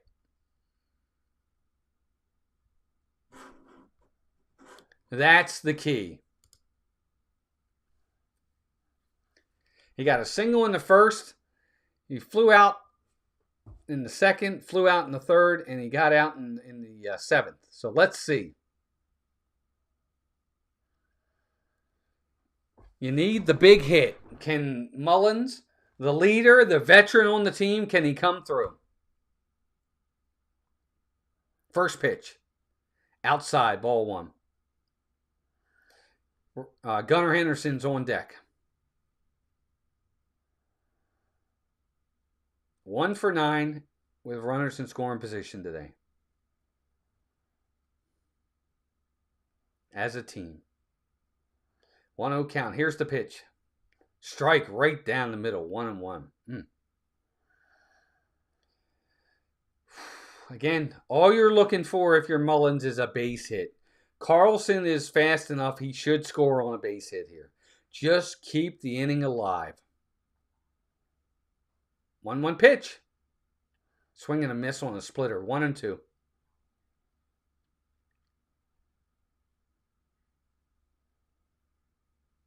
Yeah, home run would be great, but I'll take a base hit.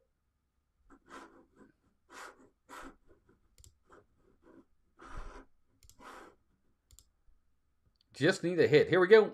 Outside, ball 2.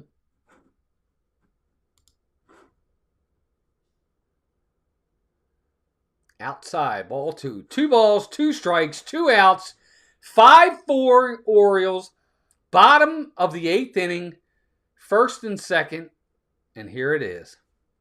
2-2 pitch. Nope, throw to second. Not in time. Carlson gets back.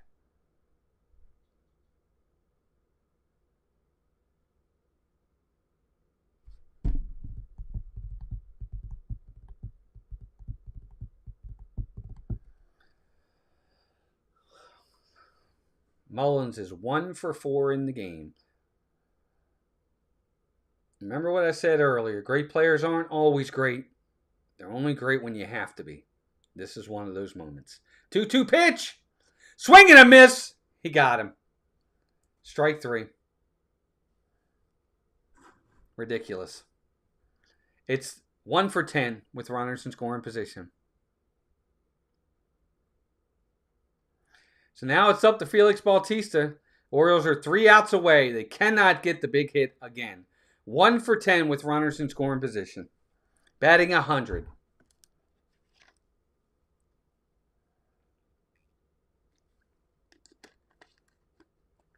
Very, very frustrating as an Oriole fan to see them continuously fail with runners in scoring position. Absolutely.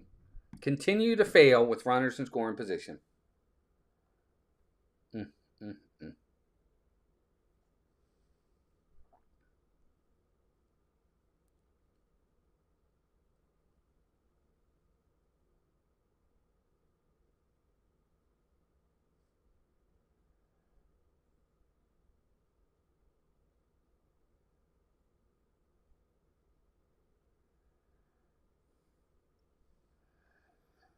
Yeah, it's just one of those things. They cannot find what it takes to get the big hit when they need the big hit.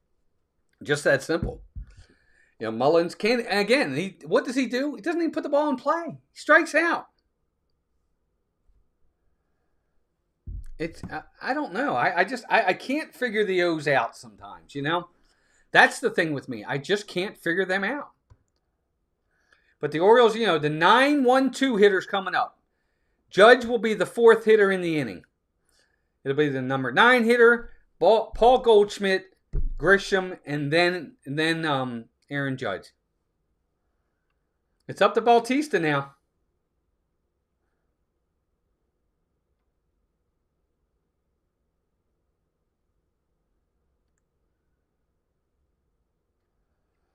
And it's one of those games for the Orioles, folks, that it's such an important win for them because what it does, it takes, if you win the game, you're 5.5 out of first.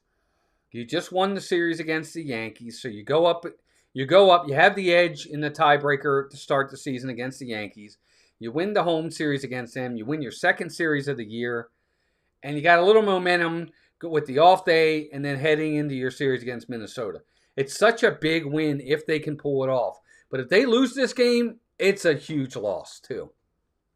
All right, Bautista's set. Peraza's set. First pitch. Fly ball. First pitch swinging. Here comes Laureano. Here comes Gunnar. Who's going to get there? Laureano's going to get there for the catch. Or is that Carlson? No, I'm sorry. It's Dylan Carlson.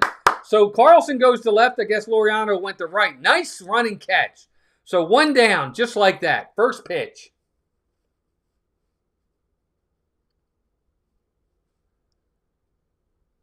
That's a big catch. And it's good of Carlson to call Gunnar off.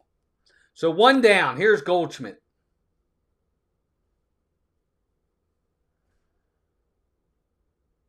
Here's the pitch. Here's a slider. Called for a ball. Again. Catches the top of the zone, but he calls it a ball. So 1-0 count to Goldschmidt. Here's the pitch. Ground ball, foul down the third base side. And for the Orioles, talk about how much of a big win it would be. It would be an unbelievably demoralizing loss. You would fall. First off, you had to lead the entire game. And then you blow it late if you lose this game. You fall 7.5 back, and you lose the series to them. Goldschmidt's set. Here's the pitch. 1-1 pitch coming. Oh, that's outside, but it's called a strike. Splitter outside. It's a ball, but the umpire called it a strike. Orioles got away with one there. That should have been ball 2. Instead of 2-1, it's 1-2. You don't have to throw a strike here. Here's the pitch. Ball, 2-2. It was a little high, and he's not been calling the high strike all night. So I didn't expect to get that call. So 2-2. You can't put him on. Make him earn it. Here it is. 2-2 pitch coming.